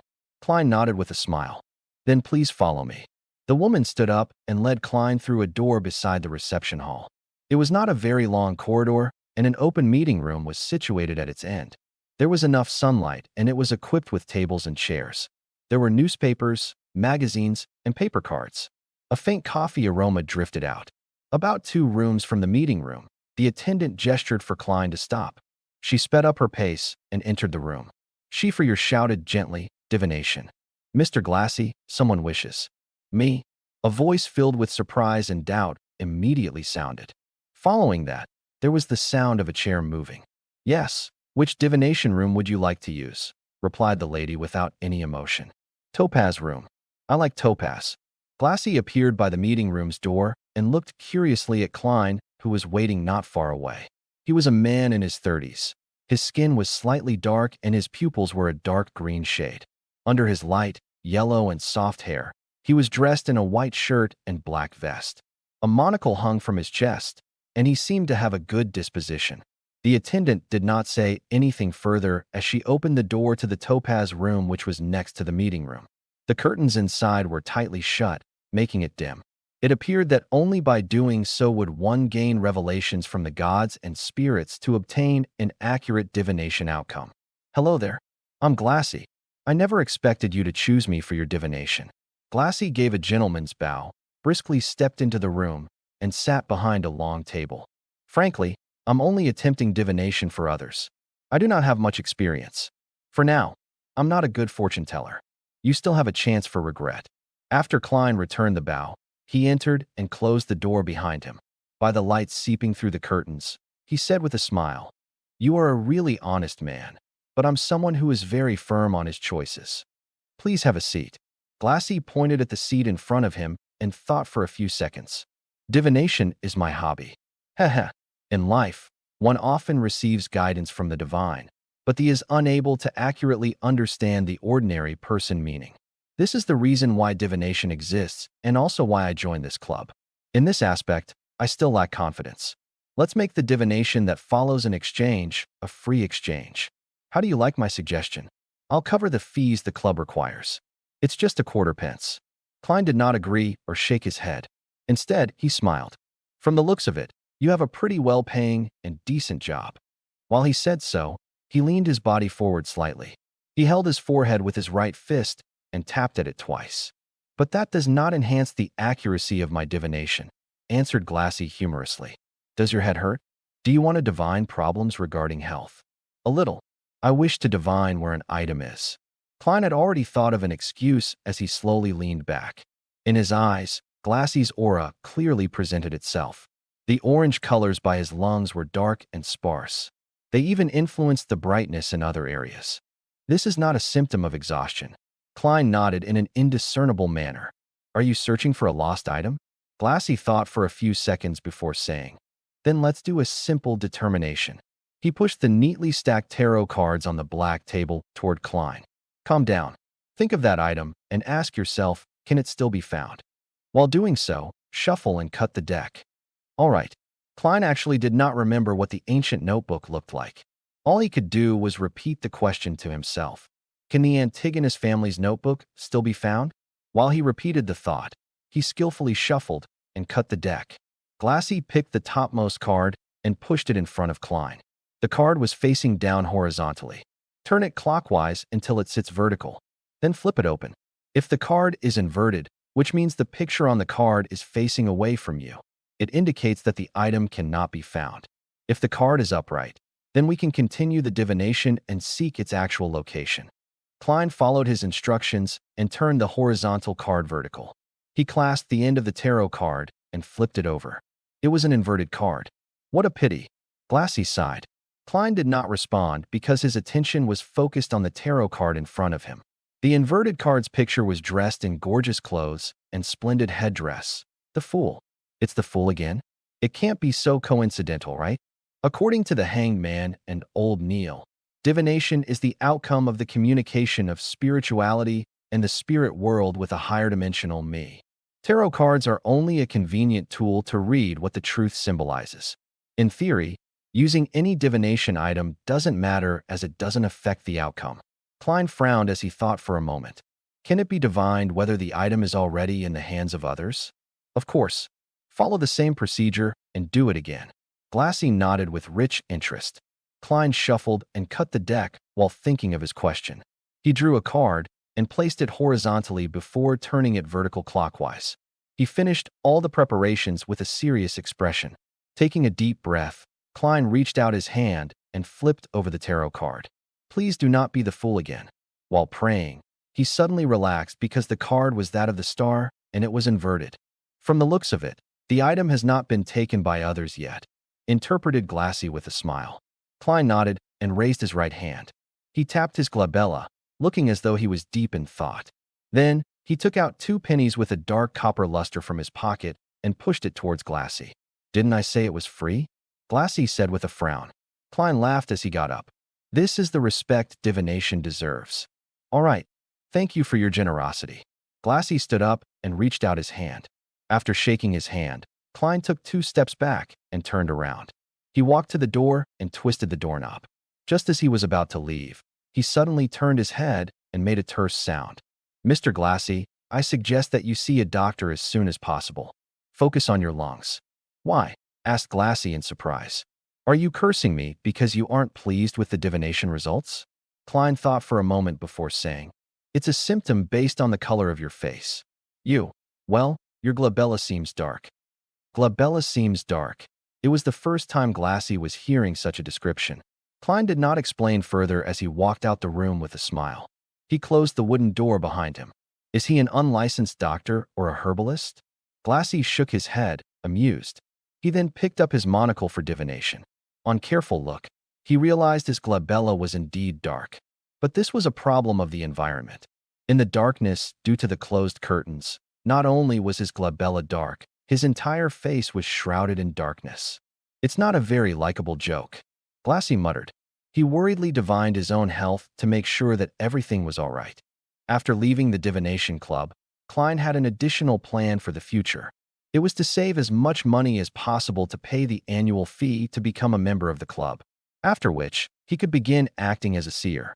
As for why he did not choose to do it independently, it was because he temporarily lacked the resources and channels. He could not bring himself to stand on the streets as a hawker since he cared for his reputation. A few minutes later, the public carriage arrived. He spent 2 pence and reached Zutland Street, which was not very far off. He pushed open the door to Blackthorn Security Company, but did not see the familiar brown-haired girl. He only saw the black-haired, green-eyed Leonard Mitchell with his poetic bearing behind the reception counter. Good afternoon. Where's Roseanne? Klein asked after taking off his hat and bowing. Leonard smiled and pointed at the partition. It's her shift tonight at the armory. Without waiting for Klein to ask another question, Leonard said as though he was pondering over a matter. Klein, I have a question that has always puzzled me. What is it? Klein wore a blank look. Leonard stood up and smilingly said with a relaxed tone, Why did Welch and Naya commit suicide on the spot while you returned home? It likely has to do with how the unknown existence made me take the Antigonus family's notebook away to hide it, answered Klein with the official surmise. Leonard paced around before turning to look straight into Klein's eyes. If your suicide was meant to silence you and wipe out any clues, why weren't you made to destroy the notebook there and then? Chapter 39. Interesting trick. In fact, I do not know if the notebook is destroyed or hidden, but by using backward reasoning, if it is to be destroyed, it could have been done on the spot. There was no need for me to take it away to carry out the destruction. Upon hearing Leonard's question, Klein instantly went into keyboard detective mode and said with a sigh, Perhaps when Welch, Naya, and I made contact with the unknown existence. It enjoyed the sacrifice of life or wished for similar situations to continue. With the suicide definitely easily discoverable, I was made to take away the notebook to hide it so as to prepare for the existence's second round of entertainment. However, some mishap happened during the process and I failed to succeed in my suicide. This was a reason guess Klein made from his consumption of novels, movies, and TV dramas which involved cult sacrifices. As for the mishap that happened midway, he knew very well that it was due to the unexpected variable of him being a transmigrator. Quite a good explanation, but I believe there might be other possibilities. Welch's and Naya's suicide sacrifice might have made it possible for the unknown existence to descend on this world. Then, that notebook is a vessel or a breeding ground for evil. It made you take it away to hide it, worried that we would destroy it if we discovered its birth before it became strong. Leonard Mitchell suggested another possibility. Having said that, he stared into Klein's eyes and smiled slightly. Of course, perhaps the notebook has been destroyed.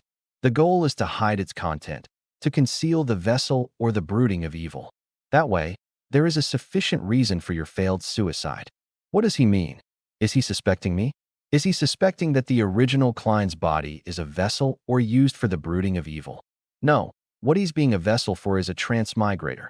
Actually, brooding isn't a correct term. Klein was taken aback.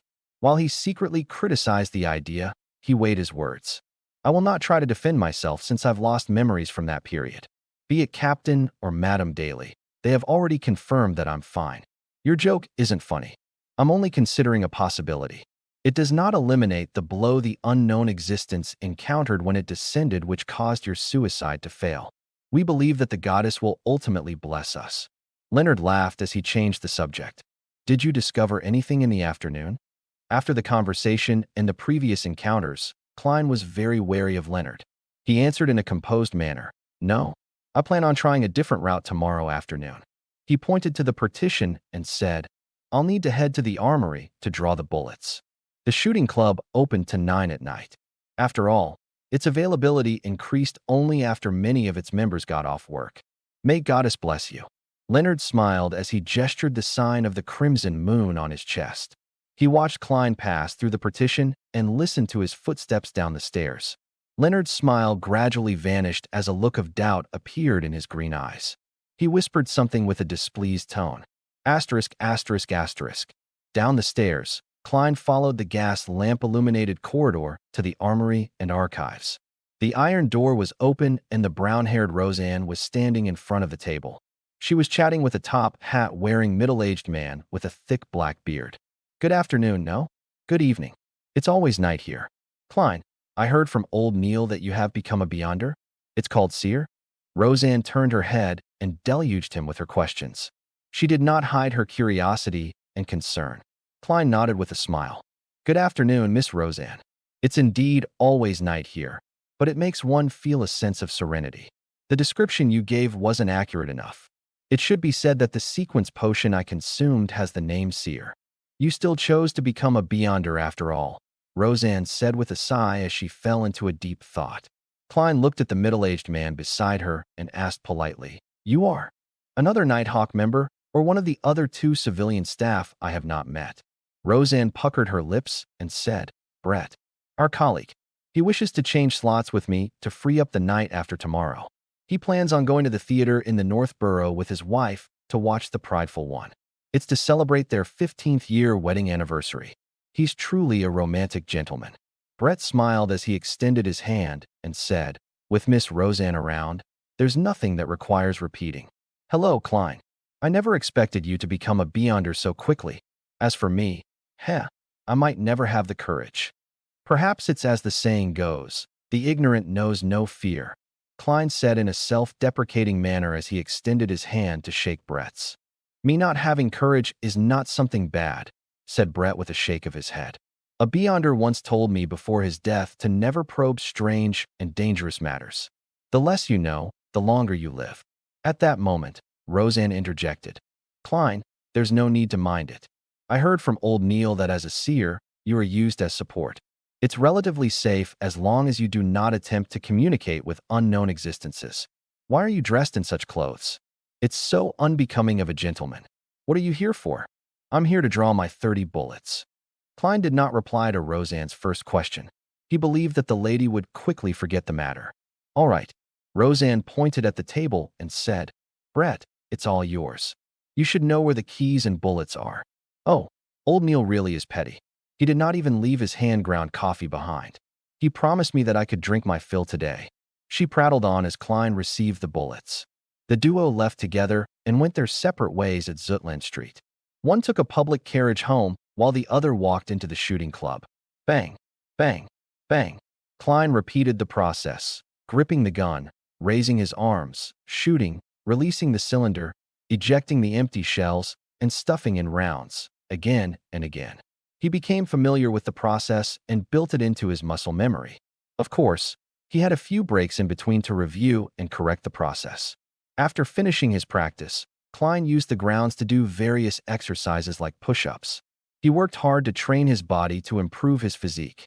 Once everything was over, he sat in an untracked carriage home. Only then he realized it was nearing 7 and the sky was already dark. Just as Klein was planning to head to the market or streets to buy the ingredients for dinner, the door opened. Melissa had returned with her stationery-filled bag.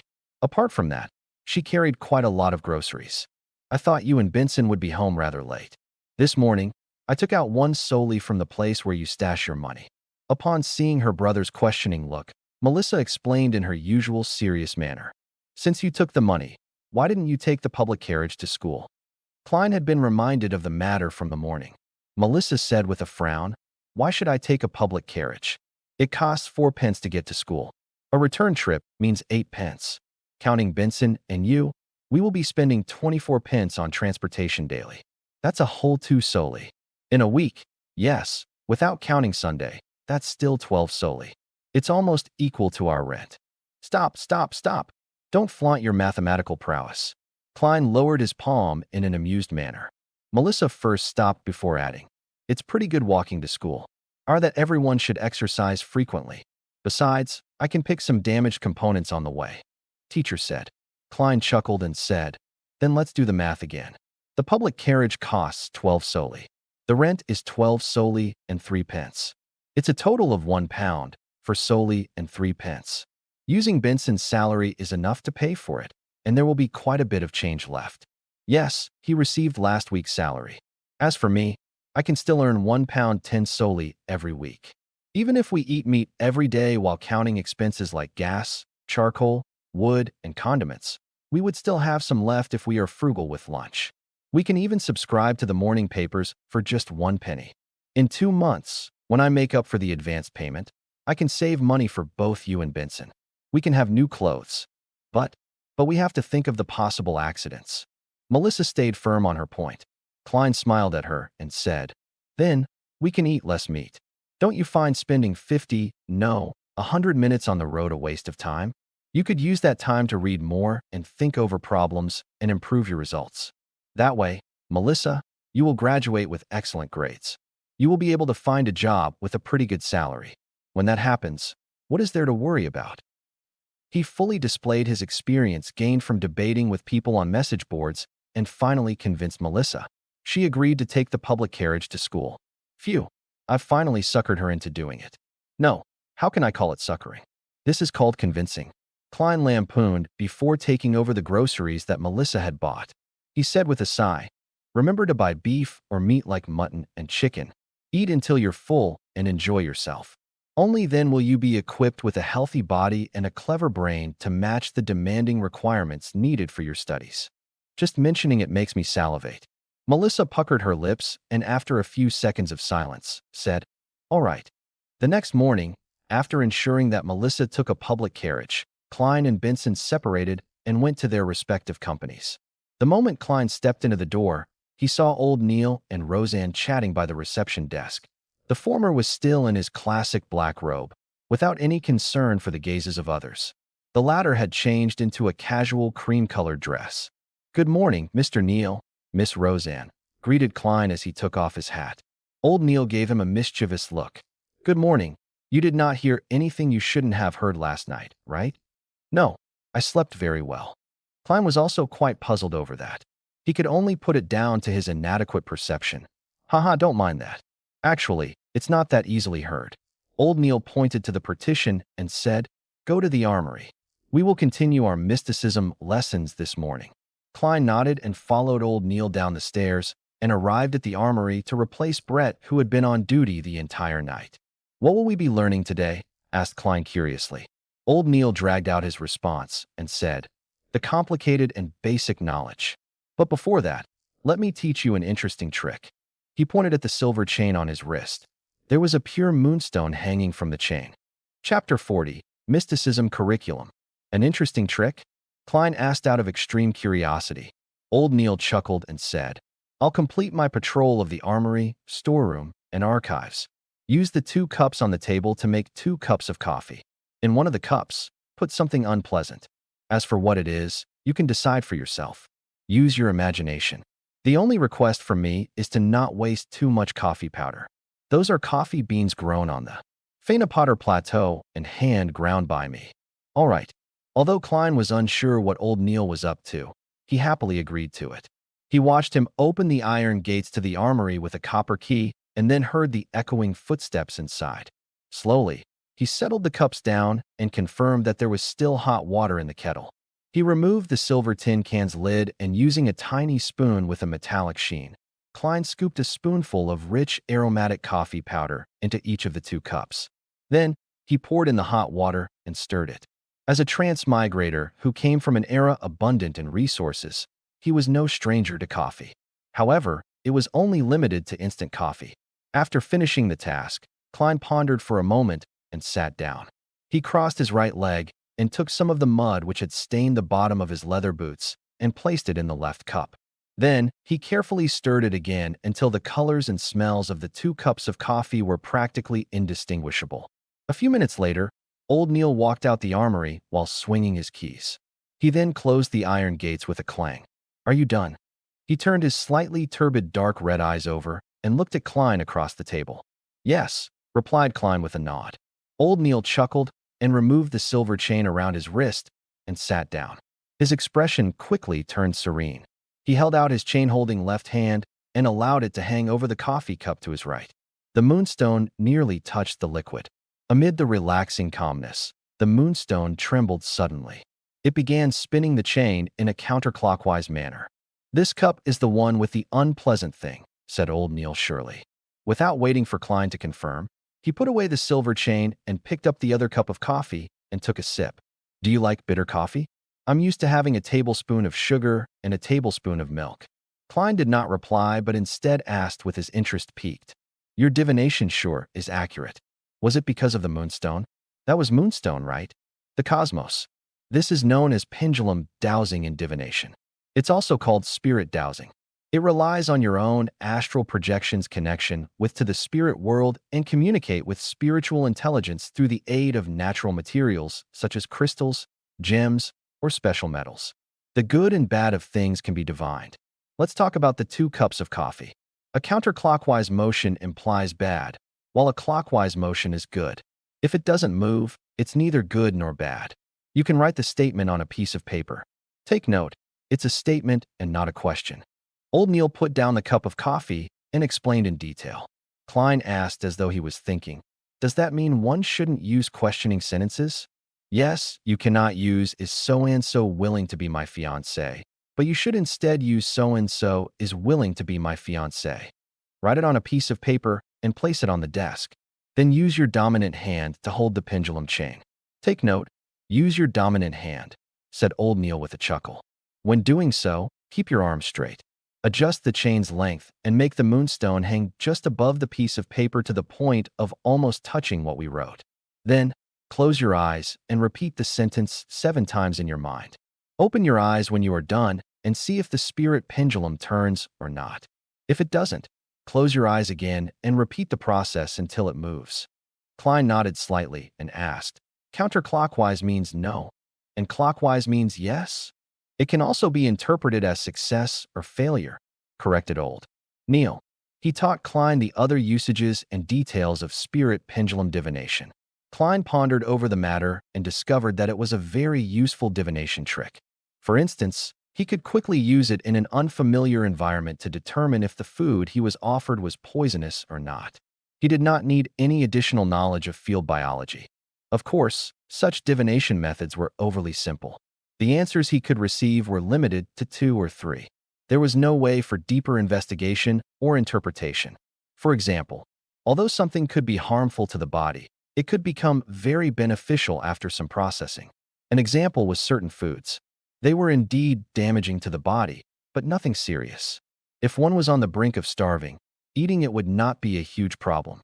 These were things that spirit dowsing could not determine. I will have to quickly save money to buy crystals or pure silver to create a spirit pendulum, Klein sighed. Old Neil looked at him in puzzlement. You can apply for one directly. This is a standard issue for Beyonders, especially Beyonders like us who take on a support role. There's still a topaz and pure silver spirit pendulum in the armory. But I'm still not a formal member of the team. Klein's heart palpitated in excitement, but he felt a little hesitant. Old Neil chuckled and said, for Beyonders, regardless of whether they are formal members or not, they have to be provided with conveniences in other areas since there's no pay rise. Maybe the word perk is more suitable. I'll apply with Captain later. Klein clenched his fists secretly as he made up his mind. How was he to know if Captain would approve his request without trying? All right, said Old Neil with a smile. We can officially begin our mysticism curriculum. The basics consist of symbolism. Do you know what symbolism means? Klein recalled the bits and pieces he had heard and the things he had seen and heard from his spirit world and the gray fog. He deliberated and said, regardless of the spirit world or the illusory cosmos, as well as the unknown realms, they are beyond our sensory world. It's not something that can be accurately described by the information our ears, nose, and eyes obtain. What we obtain are simply indescribable experiences and direct revelations. They also appear as abstract characters or pictorial symbols. These symbols represent different items and different meanings. Very accurate. As expected of a seer. Old Neil nodded solemnly. Only by grasping the ability to interpret the symbols can you really take the next step into the world of mysticism. Yes, the pictures on tarot cards and each of the elements in the pictures are symbols. They are man-made symbols that help us understand and interpret primordial revelations. He pulled out a piece of paper and picked up a fountain pen beside him. He drew a short curve. Following that, he added a few vertical lines beneath the curve. He looked up at Klein and asked, do you know what this symbol represents? Klein looked at it for quite a while before saying hesitatingly, eyelashes. Old Neil exhaled. This is the symbol of the bumper harvest constellation. This is the thunderous constellation, and this is the frost constellation. He casually drew a few more symbols. As Klein memorized them, he could not help but comment. The names of especially constellations are unsophisticated. Yes, unsophisticated. Really, these. How tacky and primordial. Old Neil revealed a smile. Emperor Roselle thought the same back then. He always had the intention of changing the constellation names to things like Virgo, Cancer, and Scorpio. Unfortunately, he did not have the strength to go against tradition. At the very least, these constellations' old names and the corresponding dates that they represent guide farming and harvests. I have to say that Emperor Roselle sure is a person with ideas. Klein was at a loss for words. Yes, Emperor Roselle was likely a decent person when he was alive. Old Neil was unable to understand Klein's humor as he continued explaining the various basic symbols, such as the various constellations, the sun, the crimson moon, the brown planet, the scarlet planet, and the blue planet. While talking about these, he would teach Klein how to draw the divination astrolabe and indicate what things to pay attention to. He also taught the materials and creation of a crystal ball and the choice of incantations. The teachings overwhelmed Klein. If not for his discovery that the seer potion had improved his memory slightly, he would have long asked Old Neil to stop to aid his digesting of the information. That's all for today's mysticism class. Think over it yourself and ask me if you have any questions. Old Neil took out a gold pocket watch and opened it with a snap to check the time. Do not forget to read the historical documents I prepared for you. To be frank, I feel fear seeing them. All right. Klein took the pieces of paper that were sketched with symbols by Old Neil. He quickly went through the mysticism knowledge he learned today to prevent himself from forgetting it. Old Neil took a sip of a newly brewed cup of coffee and said, memory itself won't do. You have to use it often. That way, You can make the knowledge instinctual. Also, cogitation has to be carried on every day. Only more practice and usage will allow you to grasp the power of the potion, digging into the mysteries it hides away and removing its unpleasant effects. With this raised, Klein recalled acting and the divination club. He probed, "My potion's abilities are related to divination. Practicing by myself will not do. I need to make contact with lots of people and divine for them to quickly grasp it. I plan on joining the divination club after having some spare cash, the one on House Street in Northborough, to become a real seer." This was not something he could hide from the Nighthawks in the future. It was better to prepare them. "Your idea is very similar to Daly's. She has always clamored to be a real spirit medium." Old Neil shook his head and laughed. "But why must you wait till you have spare cash? You can apply to Dunn and get him to approve of the expenses. Organizations like a divination club might also have cultists or members of evil organizations in them. As a civilian staff member of the Nighthawks and a standard Beyonder, your membership makes it easy for us to monitor them. It's part of the job. We would regularly monitor these places, but as we lack manpower, we can't keep watch on them for long. Now, it can be handled to you. I can do that." As he looked at old Neil's serious expression, Klein was dumbfounded. "This is making an expense claim for private matters. I know nothing about such matters. Indeed, I'm just a keyboard warrior. You wish to use your own money to do this?" Old Neil smiled as he added when he saw Klein's face. Klein immediately shook his head as he answered firmly, "I plan on reporting it to Captain." Old Neil nodded in satisfaction and looked at the cup of coffee with the unpleasant thing inside. It had not been poured away. "What did you put in there?" Klein smiled embarrassingly.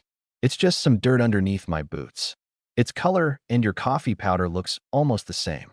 Old Neil was taken aback as he suddenly clasped his mouth and roared, "Why aren't you pouring it away yet?" Chapter 41. Audrey and her Susie. After pouring away the coffee and returning to the armory to take the thick stack of historical materials and explanatory transcripts from Old Neil, Klein followed the wall of lights up the staircase to the Blackthorn Security Company. Tap, tap, tap. His footsteps echoed in the sealed and quiet basement. After Klein left the spiral staircase, he pushed open the door and identified his bearings before heading for the second office opposite of him. After familiarizing himself for 2 days, he had a general understanding of the layout of the Blackthorn Security Company. The entrance brought visitors to a huge reception hall with sofas and tables. Through the partition, there was an inner region. To the left of the corridor were 3 rooms. From the nearest to the furthest, they were Mrs. Oriana's account room, a rest room with a few sofa beds, and the staircase that led underground. On the right were 3 rooms. From the nearest to the furthest was Captain Dunsmith's office, a civilian staff office with a typewriter, and the recreation room for formal members of the Nighthawks team. Klein had previously seen Leonard Mitchell playing cards with 2 other teammates in the recreation room. He guessed that they were playing Fighting the Landlord. Of course, Emperor. Rochelle had already given it a new name, Fighting Evil. However, the way it was played was identical to what Klein knew. Brett was entitled to a day of sleep after a night shift. Roseanne was at the reception desk. The carriage driver who was in charge of procuring necessities and collecting supplies, Cesare Francis, was out as usual. When Klein opened the door to the civilian staff office, the 3 desks inside were empty. Only the typewriter sat there silently. Ackerson Company's Model 1346 typewriter. Klein, who had seen similar objects in his mentor's office and Welch's place, muttered. He felt that the complicated mechanisms inside were filled with the beauty of machinery. He walked to the desk with the typewriter. After preparing himself, he attempted to type something on air. In the beginning, he often converted the local language to Chinese, pinyin instinctively. Only after he was familiar with it, digest the original Klein's corresponding memory, did he fragment and no longer made mistakes. Tap, tap, tap. The rhythmic tapping on the typewriter sounded like a melody composed from the heavy marriage of metal and industry. Under this melody, Klein quickly typed the expenditure application. However, he was in no hurry to meet Dunsmith. Instead, he focused his mind and read the materials provided by Old Neil seriously. It was both revision and new material. When it was almost noon, he stretched his neck and put away the documents. He then read and consolidated what he had learned on mysticism in the morning. Only after all that did he take his application to the office next door and knocked on the door gently. Dunn was waiting for lunch to be delivered. When he saw Klein hand him the document, the corners of his mouth curved up. Did old Neil teach you this? Yes. Klein did not hesitate to betray old Neil. Dunn picked up his dark red fountain pen and signed it. I happen to be applying for funding for the months of July, August, and September from the church and the police department. I'll add yours in. When it's approved, get the money from Mrs. Oriana. You can draw the spirit pendulum in the afternoon. All right, Klein answered simply and vigorously. His tone and eyes were obviously filled with joy. Before bidding Dunn farewell, he asked casually, shouldn't the budget for July, August, and September be applied for by June? Why are you applying for July's budget only in July? Dunn fell silent for a few seconds before sipping his coffee. We encountered 3 cases in June. I was so busy that I forgot about it. As expected of Captain and his poor memory, Klein knew he had asked a question he should not have asked. He gave a chuckle before leaving immediately. With that, he began a simple but regular lifestyle. He would spend half an hour in the early morning cogitating. He would have 2 hours of mysticism lessons in the morning and an hour and a half of studying the historical documents. After lunch, he would take a short nap in the break room to regain his energy. Following that, he would draw bullets and head to the shooting club. After finishing his practice, he would stroll over to Welch's place, which was not too far. He would then change routes and return to Iron Cross Street. That way, he could save on the carriage fees. If he had time, he would practice his spirit vision and spirit dowsing. On the way, he would buy groceries. In a private chemistry laboratory equipped with apparatus and items, a tall, blonde Audrey was looking at the cup in her hand. There were countless bubbles, and it made the atmosphere serene. Finally, the liquid in the cup precipitated into a sticky silver substance. Haha, I'm indeed talented in mysticism. I succeeded in 1 try. I was worried of failure and prepared 2 sets of materials, the girl muttered to herself in delight. She put away the items she took from her family's vault or exchanged them with others. She took a deep breath and prepared to close her eyes to drink down the spectator potion. At that moment, barking sounded from outside the laboratory. Audrey frowned instantly. She hid the cup of silver liquid in a dark corner, turned around, and headed to the door. Susie, who's here? Audrey turned the doorknob and asked the golden retriever sitting in front of the door. Susie wagged her tail in an obsequious manner. Her personal maidservant, Annie, had appeared in the corridor nearby. Audrey walked out of the laboratory and closed the door. She looked at Annie and said, "Didn't I tell you? Do not disturb me when I'm running chemistry experiments." A vexed Annie answered, "But there's an invitation from the Duchess Della, Duke Negan's wife." Audrey took a few steps forward and asked, "Annie?" "Yes. She has managed to hire the services of the palace's baker, Madame Vivi, and plans to invite you and Madame to afternoon tea." Annie recounted the invitation. Audrey tapped her cheeks discreetly and said, "Tell my mother that I have a headache. Perhaps I'm a little dehydrated because of the scorching sun. Please get her to convey my apologies to Madame Della." As she spoke, she acted frail.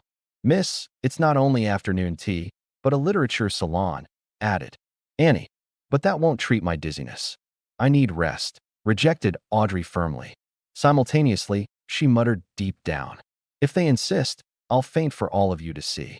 The etiquette teacher said that I can do it most perfectly. I think I heard something." "All right," Annie exhaled and said, "Do you need me to help you back to your room?" "There's no need. I'll clean up the laboratory first." Audrey was yearning to return immediately to consume the potion.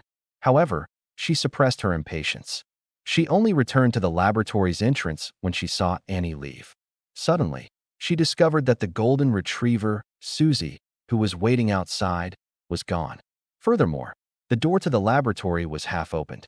I forgot that Susie can open doors with handles. What was that sound? Not good. Audrey heard crisp sounds coming from within. Suddenly, she came to a realization as she charged into the laboratory. All she could see was the cups shattered on the floor. Susie was licking the final drop of silver liquid. Audrey stood rooted at the entrance like a statue. Susie immediately sat down and looked at her owner innocently as she wagged her tail. In the seas beyond the Pritz harbor, there was an island perennially enveloped in storms. An ancient sailboat was docked at its harbor. A blond man dressed in a robe with lightning patterns was looking at Alger Wilson opposite to him. He asked, perplexed, Alger, you could have returned to the kingdom and become a captain of a mandated Punisher team or a reputable bishop. Why did you choose to voyage out into sea and become the captain of the Blue Avenger? Alger wore a stoic expression on his rough face. He replied solemnly, "The sea belongs to the storm. This is the Lord's kingdom. I'm willing to abide by the Lord's will and monitor this area of his kingdom." All right. The blonde-haired man clenched his fist and struck his chest. "May the storm be with you. May the storm be with you." Alger replied with the same standard salute. He stood on the deck with a few sailors and watched his companions leave the boat, walking into the distance.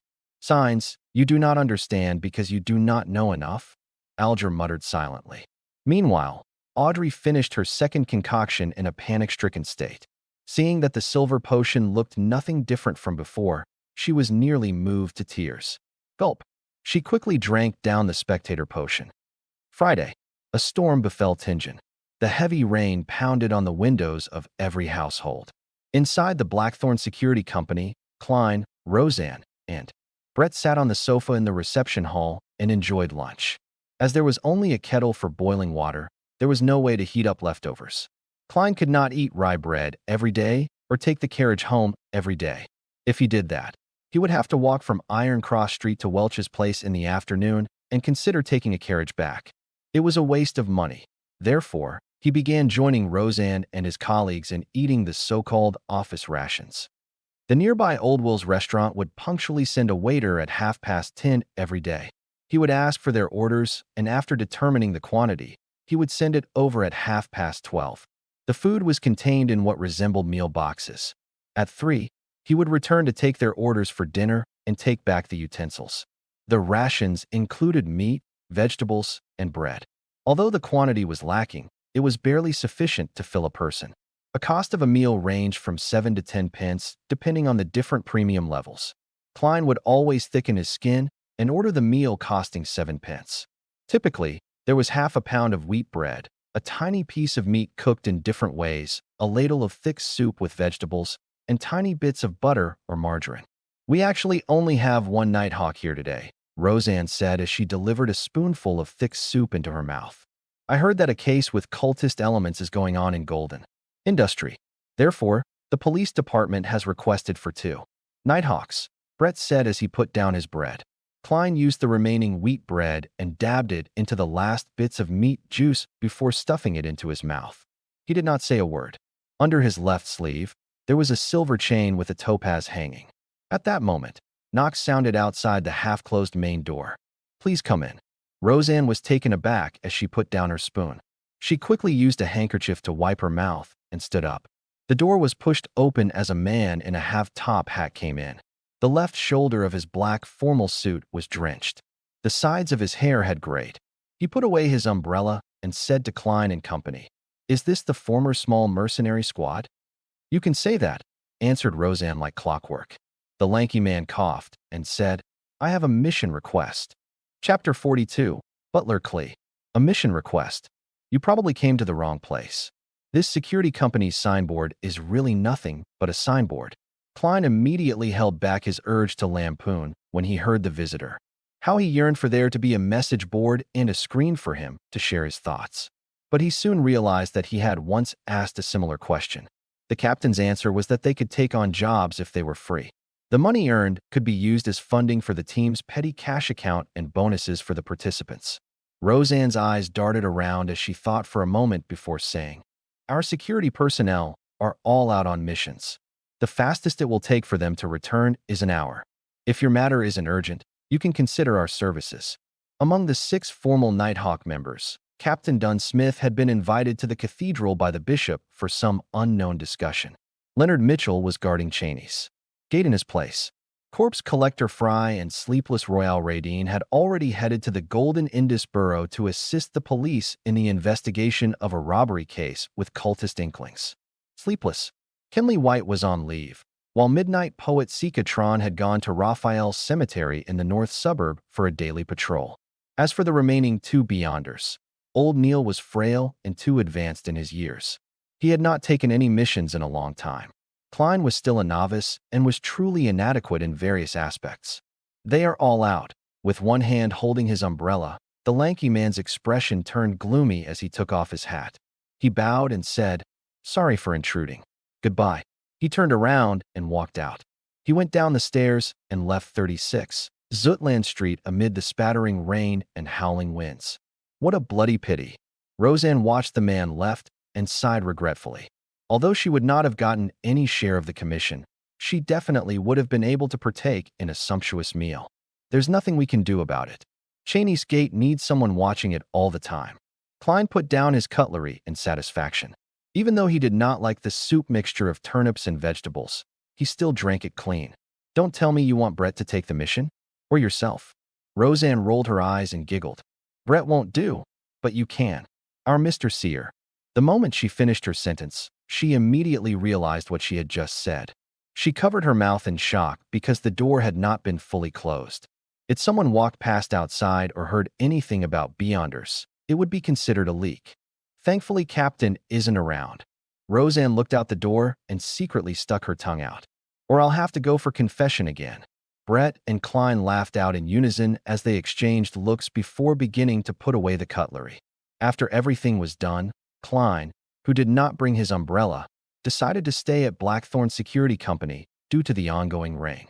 He took out some newspapers and sat on the soft but bouncy sofa as he leisurely began his afternoon break. The airship route from Backlund to Desi Bay is now in service. The complete anthology of the great Detective Mansing is publishing soon. An advertisement for Legolas weapons? A standard model revolver carrying 6 bullets costs £3 and 10 soli. A double-barrel gun costs £2. Klein flipped through the Tingen City Honest paper when a particular piece of news suddenly caught his attention.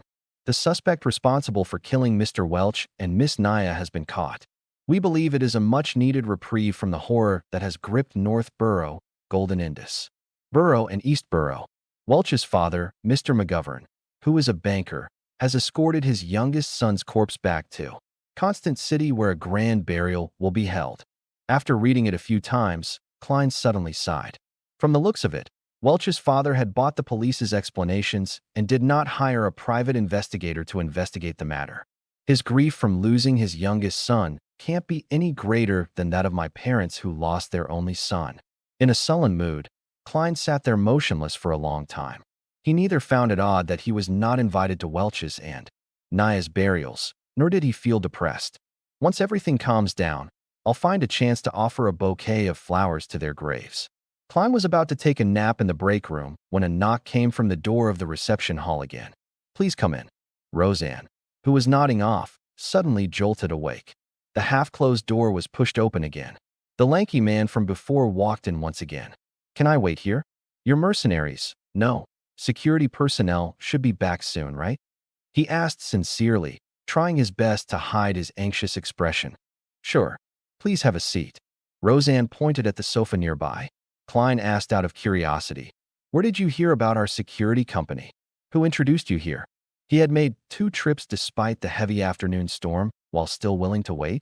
Yes, the Nighthawks must have easily resolved missions that might seem very difficult to others. They must have accrued quite a reputation. The man left his umbrella outside the door, and as he walked to the sofa, he replied with a rueful smile, "I have traveled the nearby streets and paid a visit to all the mercenaries, security companies and private investigators. You are my only hope. The others do not have the manpower to take additional missions. To be frank, if not for the waiter that delivers meals, I really did not imagine that there was another security company here. It's completely different from what I imagined." Klein was stunned. Roseanne interjected with a question. "They are very busy? Are there that many missions?" The man sat down and sighed. "You are a mercenary team?" "No, a security company. I believe you must have heard of the armed burglary murder at House Street. House Street. Armed burglary murder. All right, unfortunately, I'm one of the people involved." Klein nodded with a slightly heavy heart. "Yes. Due to the presence of a ferocious and cruel criminal, the rich men living in the neighboring streets, and even across all of Tingen City, are terrified. Apart from increasing the numbers of their security detail, they have also hired many more security personnel and private detectives. This resulted in a shortage of supply in your line of work," the tall and skinny man explained clearly. "A standard chain reaction. Klein and Roseanne exchanged looks and saw the self-deprecating smile from each other's faces. The security industry had entered a golden age. Yet, Blackthorn Security Company was not affected in any way. It was apparent how dismally the company was run. Of course, to a certain extent, it also proved the success of the Nighthawks in hiding themselves. After waiting for another 20-plus minutes, Klein prepared to leave since the rain was coming to a stop. He planned on practicing at the shooting club. At that moment, the black-haired and green-eyed Leonard Mitchell walked out of the partition. He looked curiously at the sofa. "This is a client. Is Captain back?" Roseanne asked delightfully. "Back?" The lanky man was taken aback when he heard that. He had been sitting there, staring at the door. How did he not discover someone's return? Roseanne's expression immediately froze as she chuckled. "As a security company, we don't only use the front door. Figures." The lanky man nodded in enlightenment. He was also not surprised by the term captain. Security companies were mercenary teams or small-scale mercenary guilds. It was normal for captain to be used. Leonard did not tuck in his white shirt. His black vest was also casually draped on. He took a glance at the lanky man when he suddenly snapped his fingers and said, "I'm a member of the security personnel at Blackthorn. How might I address you? How may I help you?" Perhaps Long heard about the unrestrained characters of mercenaries that he did not feel the. It was because he had anger of being humiliated. Instead, he let out a breath of relief. He watched Leonard sit down and organized his words. "My name is Klee, a butler of Mr. Viceroy, a tobacco merchant. His only son, little Elliot, was kidnapped this morning. We have already informed the police and the matter has been given high priority. However, Mr. Viceroy remains uneasy.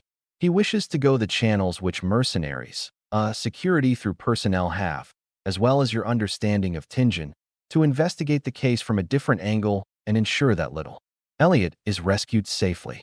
If you are able to find where the kidnappers are hiding, Mr. Viceroy will be willing to pay you £100. If you have the means to successfully save young Master Elliot, he is willing to pay double, £200. Leonard Mitchell smiled leisurely. "Mr. Viceroy seems to only wish for us to find the kidnappers' hideout. If not, he will not think that his only son is worth £100. A tobacco merchant who has close ties with the southern plantations will not just offer £200. No, Mr. Viceroy is only an ordinary merchant. He's not considered wealthy. Besides, he believes the police will be more professional when it comes to rescuing his son." Klee answered frankly. "All right, no problem." Leonard snapped his fingers again. His green eyes turned their gaze on Roseanne. "My beautiful lady, please write up a contract. Don't always act like a poet. In fact, all you do is recite the works of others." Having forgotten the presence of the client, Roseanne quipped. She was used to exchanging snipes with Leonard. Of course, the Blackthorn Security Company did not really care about its clients. It was great to have them, but it was also fine not having them. Roseanne left the reception counter and entered the staff office. Soon, there were sounds of typing coming out from the office. The corners of Klein's mouth twitched a little. He found them too unprofessional. There was no standard template for a contract. This sure is tragic. And more saddening is the fact that I'm working at such an unprofessional company. The moment these thoughts arose in him, Roseanne completed a simple contract that had only a few clauses. Then Klee and Leonard Mitchell signed it. After Klee stamped it, she took the contract and returned to the accounting room and got Mrs. Oriana to stamp it with the Blackthorn Security Company logo, something that was actually useless. Dunn typically handed it to Oriana for safekeeping. On Sunday, it would be passed to Roseanne and company. "I'll wait for your good news." After receiving one copy of the contract, Klee stood up and bowed with his hat off. Leonard did not respond. He seemed to be in deep thought. He suddenly turned his head toward Klein and revealed a smile. "I need your help." "Ah." Klein was taken aback. "I mean, you and I can finish this mission together." The corners of Leonard's mouth curved up slightly as he explained. "I'm good at combat, shooting, climbing, sensing, enchanting, and taking on some support roles. But that does not include looking for people. You don't expect old Neil to go out in such weather, right?" When he said sensing, his voice was lowered to a mumble that Klein could barely hear. All right. Klein did have the urge to attempt his new abilities, while also feeling a little wary toward Leonard Mitchell. Phew. Let's hope it will be completed successfully. I wonder how useful my seer abilities will be. He wondered with some anticipation. Chapter 43, Search. While looking at Klein, Leonard smiled and nodded. Then, do you need anything from them? He had cooperated with old Neil and company numerous times, so he naturally knew that divination required a medium, especially when the person being divined was not present. Klein thought for a moment before saying to Klee, I need some of Elliot's recent clothes which have not been washed or starched. It would be better if you have any accessories he used to wear on him. He tried to choose ordinary mediums, not something that would normally invite questions. But even so, Klee wore a look of puzzlement. Why? After his question, he added, I have a picture of young master Elliot on me. Why? Because we are divining his momentarily at a loss for an answer. Location. Klein was. If he answered truthfully, ignoring the fact that it violated the confidentiality clause, Klee would likely storm out immediately and rip apart the contract while cursing. This bunch of cheats. If that works, why don't I find the most famous spirit medium in Alwa County? By the side, Leonard Mitchell chuckled and said, Mr. Klee, my partner, colleague rears a unique pet. Its sense of smell is sharper than a hound's. That's why we need clothes that little. Elliot wore, and items he used to wear on him, to aid us in finding him. As you know, clues typically bring you to a general region. As for the picture, we would need it too. Both of us need to know what little Elliot looks like. Klee accepted the reason by nodding slowly. Will you be waiting here, or will you be going with me to Mr. Viceroy's residence in the city? Let's go together. It saves time, replied Klein simply. Not only was he eager to try out his abilities as a beyonder, but he also wanted to save the child. All right, the carriage is downstairs. As Klee spoke, he took out a black and white photograph and handed it to Leonard. It was a picture of Elliot Viceroy alone. He was about 10 years old with rather long hair that nearly covered his eyes. There were obvious freckles on his face, and he did not seem to stand out. Leonard glanced at it and handed it to Klein. Klein took a careful look and placed the photograph into his pocket. Then, he took his cane and put on his hat. He followed the two out of Blackthorn Security Company and boarded the carriage downstairs. The carriage's interior was rather spacious. It was lined with thick carpet and a tiny table to rest items on. As Klee was around, Klein and Leonard did not say a word. They quietly took in the experience of traversing the pooling roads in a carriage. The carriage driver is quite good. Leonard broke the silence after some time with praise and a smile. Yeah, Klein answered perfunctorily. Klee forced a smile and said, Your compliments are his honor. We will be there soon. As they were afraid of alerting the kidnappers, the carriage did not stop at the Viceroy's residence. Instead, it stopped at the side of a nearby street. Klee held an umbrella and returned along. After waiting for some time, Leonard talked to Klein again. My surmise the last time was not without a goal. I was just trying to tell you that the notebook will definitely appear again. Perhaps it might be soon. That really isn't a happy surmise. Klein used his chin to gesture towards the carriage driver outside, indicating that he did not wish to discuss sensitive topics with outsiders around. Leonard whistled and turned his head to look out the window. He saw raindrops streak across the glass, leaving behind blurry marks. It made the world outside a complete blur.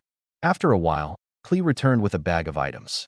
Since he walked in a hurry, the edge of his trousers were soiled and his shirt front was slightly wet. These are the clothes young Master Elliot wore yesterday. This is the storm amulet he used to wear. Klein took it and glanced at it. He discovered it to be a miniature gentleman's formal suit, a small shirt, vest, bow tie, etc. And the storm amulet was made of bronze. It was carved with symbols representing gales and sea waves, but they did not trigger Klein's perception. I'll recount in detail the incidents leading up to young Master Elliot's kidnapping. Hopefully, it will let you find him easier. Klee sat down and described the nightmare that happened in the morning, hoping that the helpers he went through great trouble to hire would be of help. Klein and Leonard held no interest in the specifics. All they cared about was the number of kidnappers, if anything unusual had happened, or if they had any weapons. 3. Normal, armed with firearms. After obtaining the desired information, they bade Klee farewell and hired a two-wheeled light carriage. Unlike public carriages, private hire carriages were either four-wheeled or two-wheeled. They were charged either by time or distance. The latter was at 4 pence a kilometer in the city and 8 pence a kilometer outside. The former cost 2 soldi per hour or part thereof. After the first hour, there were additional charges of 6 pence every 15 minutes. In inclement weather, or if the customer needed to go faster, the fare could even be higher. Klein had heard from Isaac that in the capital, Backlund, these carriage drivers were famous for quoting outrageous prices. To him, taking a private carriage was quite a luxury. However, he did not need to worry about this at the moment since Leonard had tossed 2 one-solely notes to the carriage driver. Charge it by the time. After Leonard gave his instructions, he closed the carriage's door. Where are you going? The carriage driver was delighted and puzzled as he held the 2 notes. Wait a moment. Leonard cast his gaze at Klein. Klein nodded slightly and took out Elliot's clothes. He spread it out on the carriage's floor and then wound the storm amulet around his cane's handle. He held the silver-inlaid black cane and hung it straight over Elliot's clothes. He gathered the sphere of light in his head as his mind rapidly turned still. His brown eyes quickly turned deeper in color as he entered a half-cogitation state. He felt his body's spirit turning light. He vaguely saw the world of spirits everywhere. He silently said, Elliot's location.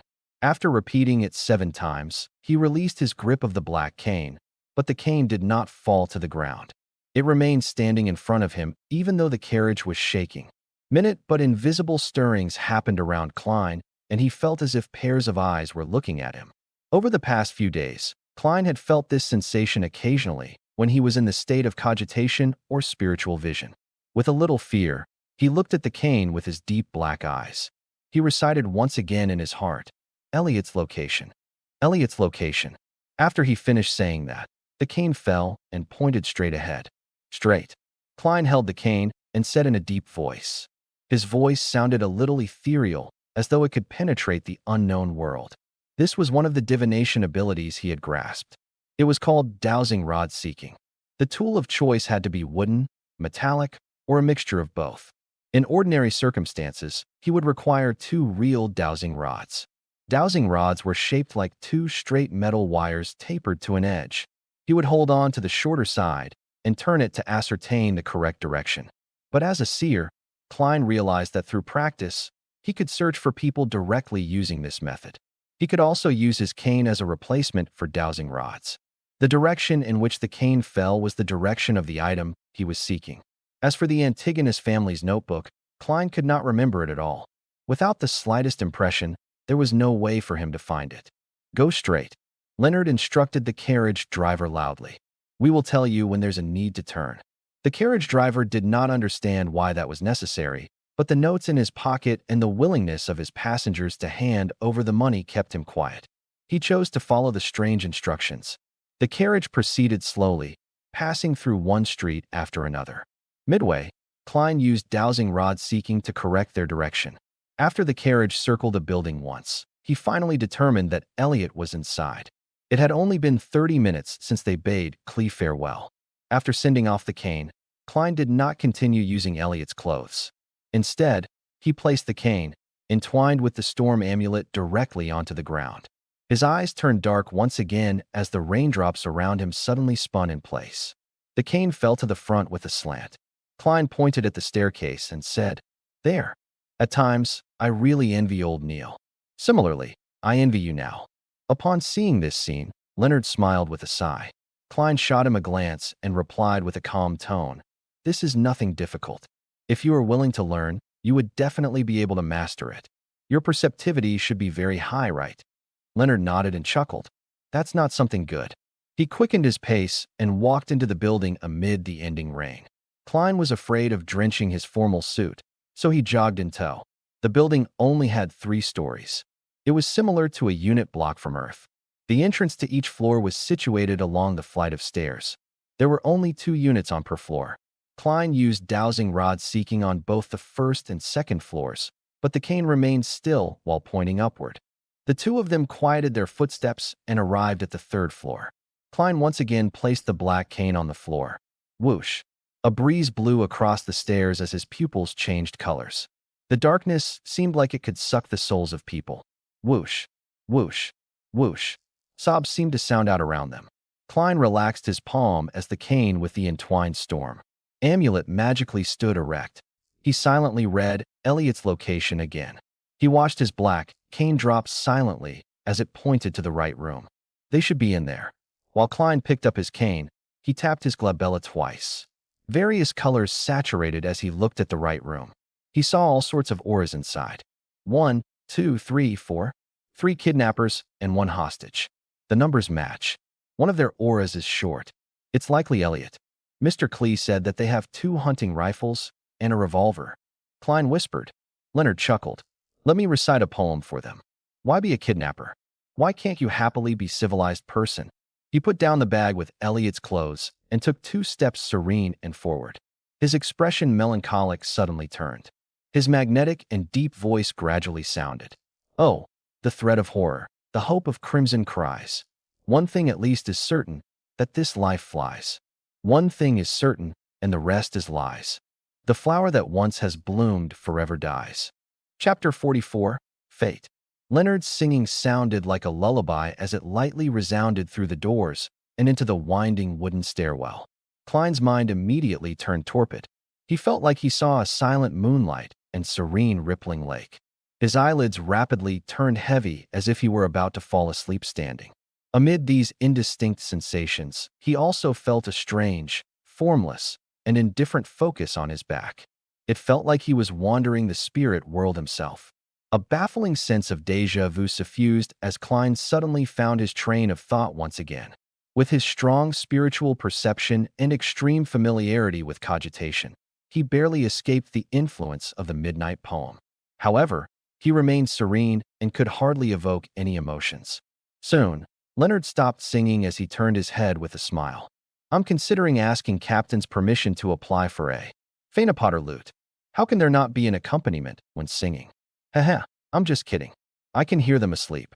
The black-haired, green-eyed Nighthawk with his poetic vibe took a stride forward and walked to the door that separated them from the kidnappers and hostage.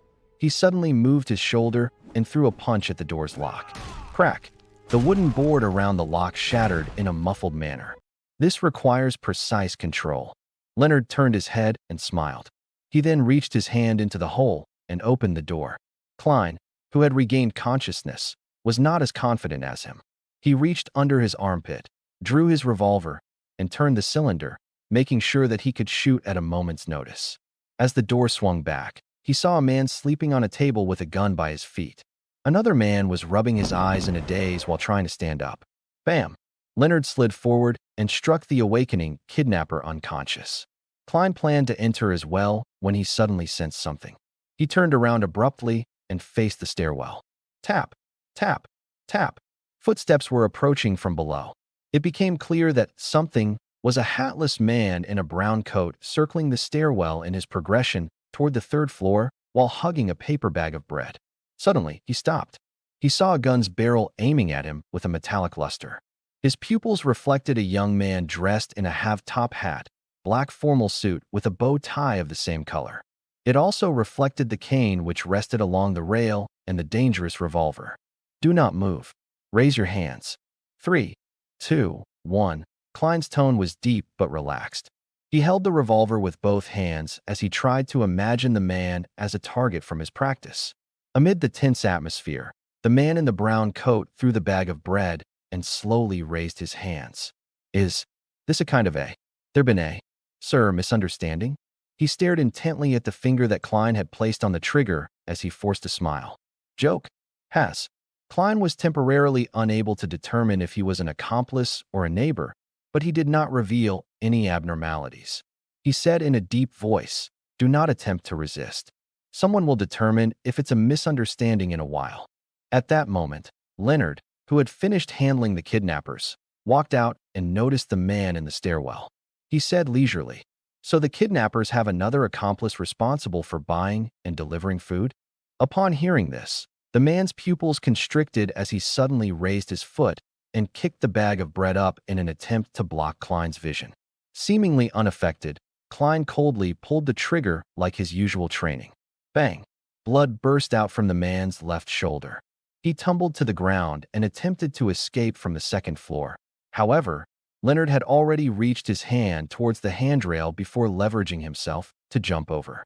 With a dull thud, Leonard landed on the man from above. The man fainted as Leonard swatted away some of the blood that had splattered on him. He looked up at Klein and chuckled. Nice shooting. I was trying to hit his legs. The corner of Klein's mouth twitched in an indiscernible manner as he caught a whiff of the smell of blood. He discovered that despite not having any enhancements to his visual, auditory, or tactile senses after consuming the seer potion, he could still see obstructed objects and hear faint footsteps, allowing him to take preemptive judgment. Was this in the scope of spiritual perception?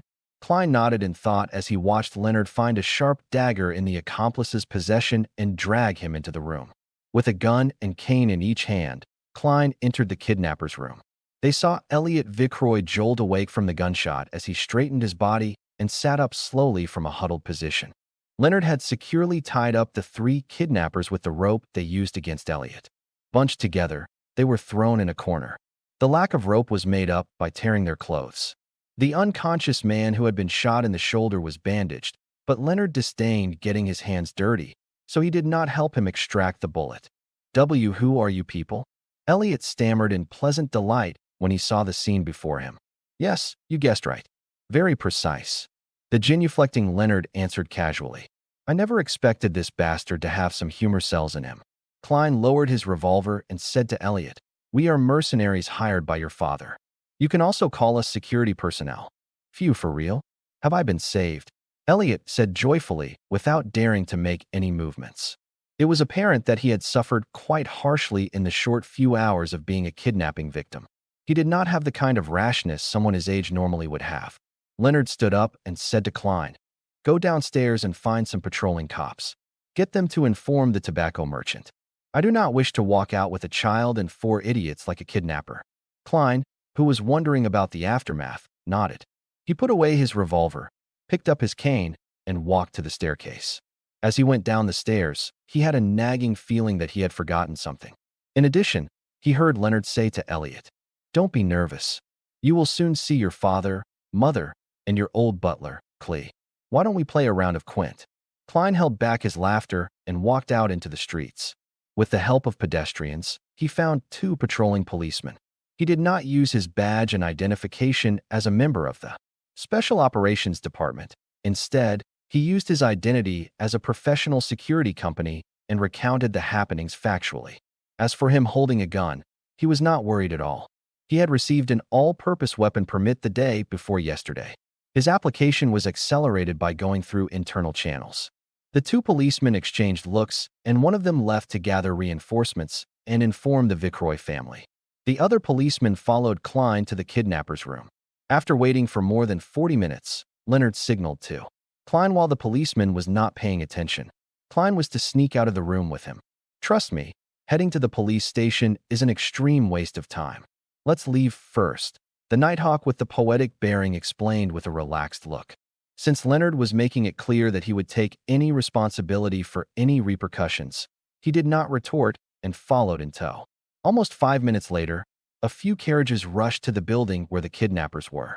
The old butler, Clee, disembarked with his portly master, Vickroy. Up to this moment in time, he was still in a daze. He found it incredulous that news would come so fast. It felt like a dream. Suddenly, he heard a crisp snap as he turned around. A 2-wheeled carriage drove past with its windows open. The black-haired and green-eyed Leonard had snapped his fingers again. After passing by Vickroy's carriage, Leonard closed the window, turned around, and looked at Klein. He extended his right hand and smiled. It was a pleasure working with you. I don't think we are on that good terms. Klein politely shook his head.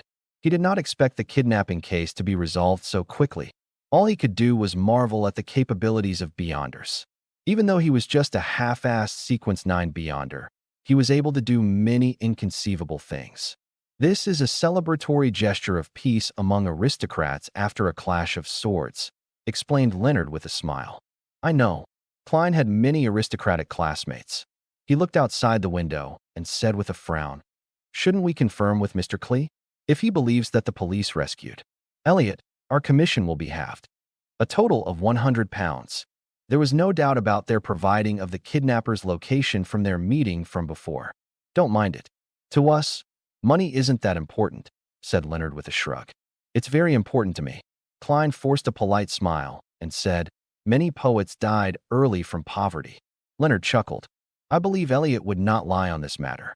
I can tell that he still has some of his innocence left in him. However, you will not get much of the 200-pound commission either. How much would I get? Asked Klein immediately. As the unspoken rule has always been, half of the commission would be handed to Mrs. Oriana as additional funding for the team. The remaining would be split among members. A pity you aren't a formal member. You will only get about 10% of the remaining half. 10 pounds. That isn't bad either. Klein pretended to feel the pinch as he asked, "Aren't you worried that the kidnappers will realize that they were under the influence of a Beyonder's powers after they wake up? They will not suspect anything. They will only believe that the weather was good and very conducive for sleeping, leading to them dozing off. They will even believe that the song existed only in their dreams." "This is something we have verified before," answered Leonard very confidently. "Instead, it's your demon-hunting bullets that might arouse suspicion. Of course, you being a queer who enjoys mysticism would be a perfectly reasonable explanation." "I see." Klein was relieved. He just kept feeling like he had forgotten or overlooked something. After returning to Zutland Street, Klein did not wait for Klee's arrival. He strolled to Welch's place and took a different route home. On the way, he bought some beef and olives for dinner. The meal was enjoyable as always, with the same three siblings chatting idly. However, there was an additional visitor. He was a worker responsible for collecting 1 penny for the gas meter. The evening grew dark as the siblings bade each other good night and returned to their rooms. Klein was sleeping soundly when he was suddenly awoken by something familiar outside. He opened the door in puzzlement and arrived outside the bedroom that no one stayed in. He pushed open the mottled door and saw a gray desk. There was a notebook on the table, and its cover was made of hard paper. It was completely black in color. A baffling sense of déjà vu arose in him as he walked over and opened the notebook. The page he flipped open to was of a picture of someone dressed in gorgeous clothes and splendid headdress. The Fool. Beneath the Fool was a line in Hermes. "Everyone will die, including me." Horror gripped Klein's heart as he suddenly realized that the corner of the Fool's mouth was curving up. He sat up in shock as he saw crimson moonlight penetrate his curtains. He saw his bookshelf and desk and the silhouette of his own bedroom. He realized that he had had a nightmare. As a seer, he knew what dreams typically portend. Therefore, he began to seriously search through his recollections. Klein froze up when he did because he knew what he had missed out on today. While he was immersed in Leonard's singing, he had sensed a formless and indifferent focus on his back. The feeling of being observed felt different from the usual cogitation or experience he had from using spirit vision. It gave him a sense of déjà vu. According to Captain Dunn, once a feeling of déjà vu arose in him, it probably means. Klein suddenly sat straight and confirmed the feeling. "Yes, it's that notebook. That Antigonus family's notebook." Chapter 45, Returning. The Antigonus notebook kidnappers is in the apartment across the. Although it was very coincidental, Klein believed that his intuition was correct. He immediately got out of bed and rapidly changed out of the old clothes he usually wore to bed.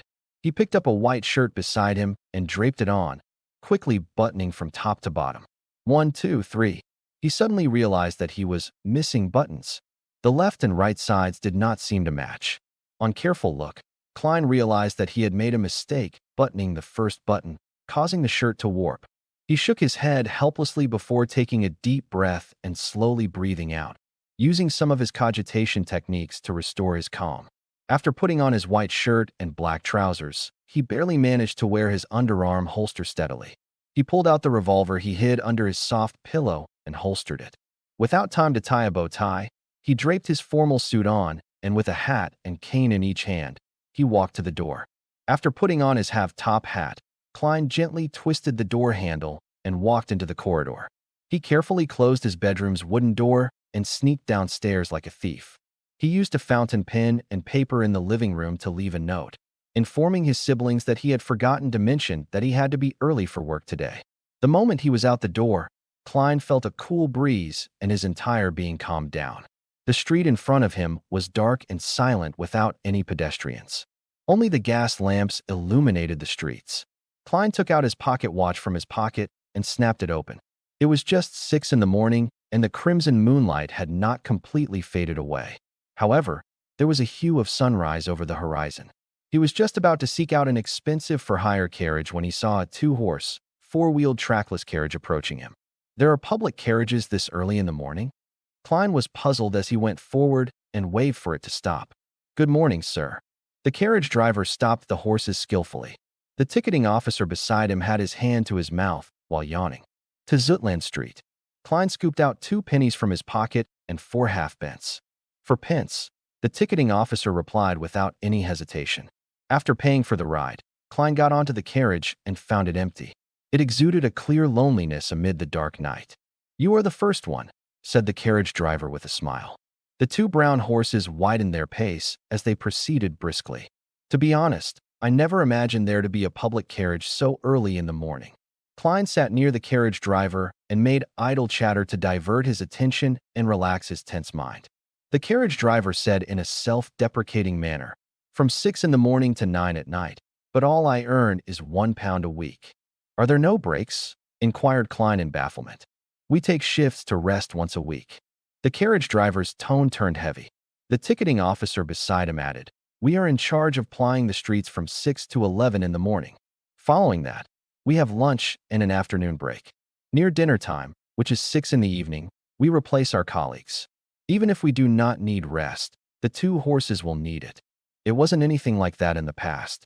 There was an accident that should not have happened. Due to fatigue, a carriage driver lost control of his carriage and it toppled. It resulted in us having shifts. Those bloodsuckers would never become this kind so suddenly otherwise. The carriage driver scoffed. Under the illumination of dawn, the carriage drove towards Zutland Street and picked up 7 to 8 passengers on the way. After Klein was less tense, he did not converse further. He closed his eyes and recalled the experiences from yesterday, hoping to notice if he had forgotten anything. By the time the skies were bright when the sun was fully up, the carriage finally arrived at Zutland Street. Klein pressed his hat with his left hand and briskly jumped off the carriage. He quickly stepped into 36 Zutland Street and arrived outside Blackthorn Security Company after going up the flight of stairs. The door was still closed and had yet to open. Klein took out the ring of keys by his waist and found the corresponding brass key and inserted it into the keyhole and twisted it. He pushed forward as the door slowly opened. He saw the black-haired, green-eyed Leonard Mitchell sniffing at a recently popular cigarette. To be honest, I prefer cigars. You seem to be in a rush, the poet-like Nighthawk asked in a relaxed and cozy manner. Where's Captain? Klein asked instead of answering. Leonard pointed at the partition. He's in the office. As an advanced sleepless, he only needs 2 hours of sleep in the day. I believe it's a potion those factory owners or bankers would like the most. Klein nodded and quickly passed through the partition. He saw that Dunsmith had opened the door to his office and he was standing at its entrance. What's the matter?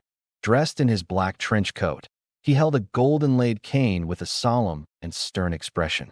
The feeling of déjà vu came to me. It should be the notebook. The Antigonus family's notebook. Klein tried hard to make his answer clear and logical. Where was that? Dunsmith's expression did not have any obvious changes. However, Klein's intuition told him that a clear and invisible stir had happened in him. This was possibly a flash of his spirit or a change in his emotions. It's at the place Leonard and I saved the hostage yesterday, opposite the kidnapper's room. I didn't notice it back then until I had a dream and received a revelation. Klein did not conceal anything. Looks of, I missed out on making huge. From the contributions. Leonard, who had walked to the partition, chuckled. Dunn nodded slightly as he instructed with a solemn expression. Get Kinley to replace old Neil's watch of the armory.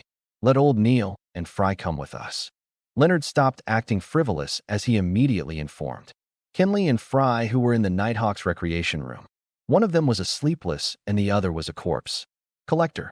5 minutes later, the 2-wheeled carriage that came under the jurisdiction of the Nighthawks began driving down the sparse streets in the morning.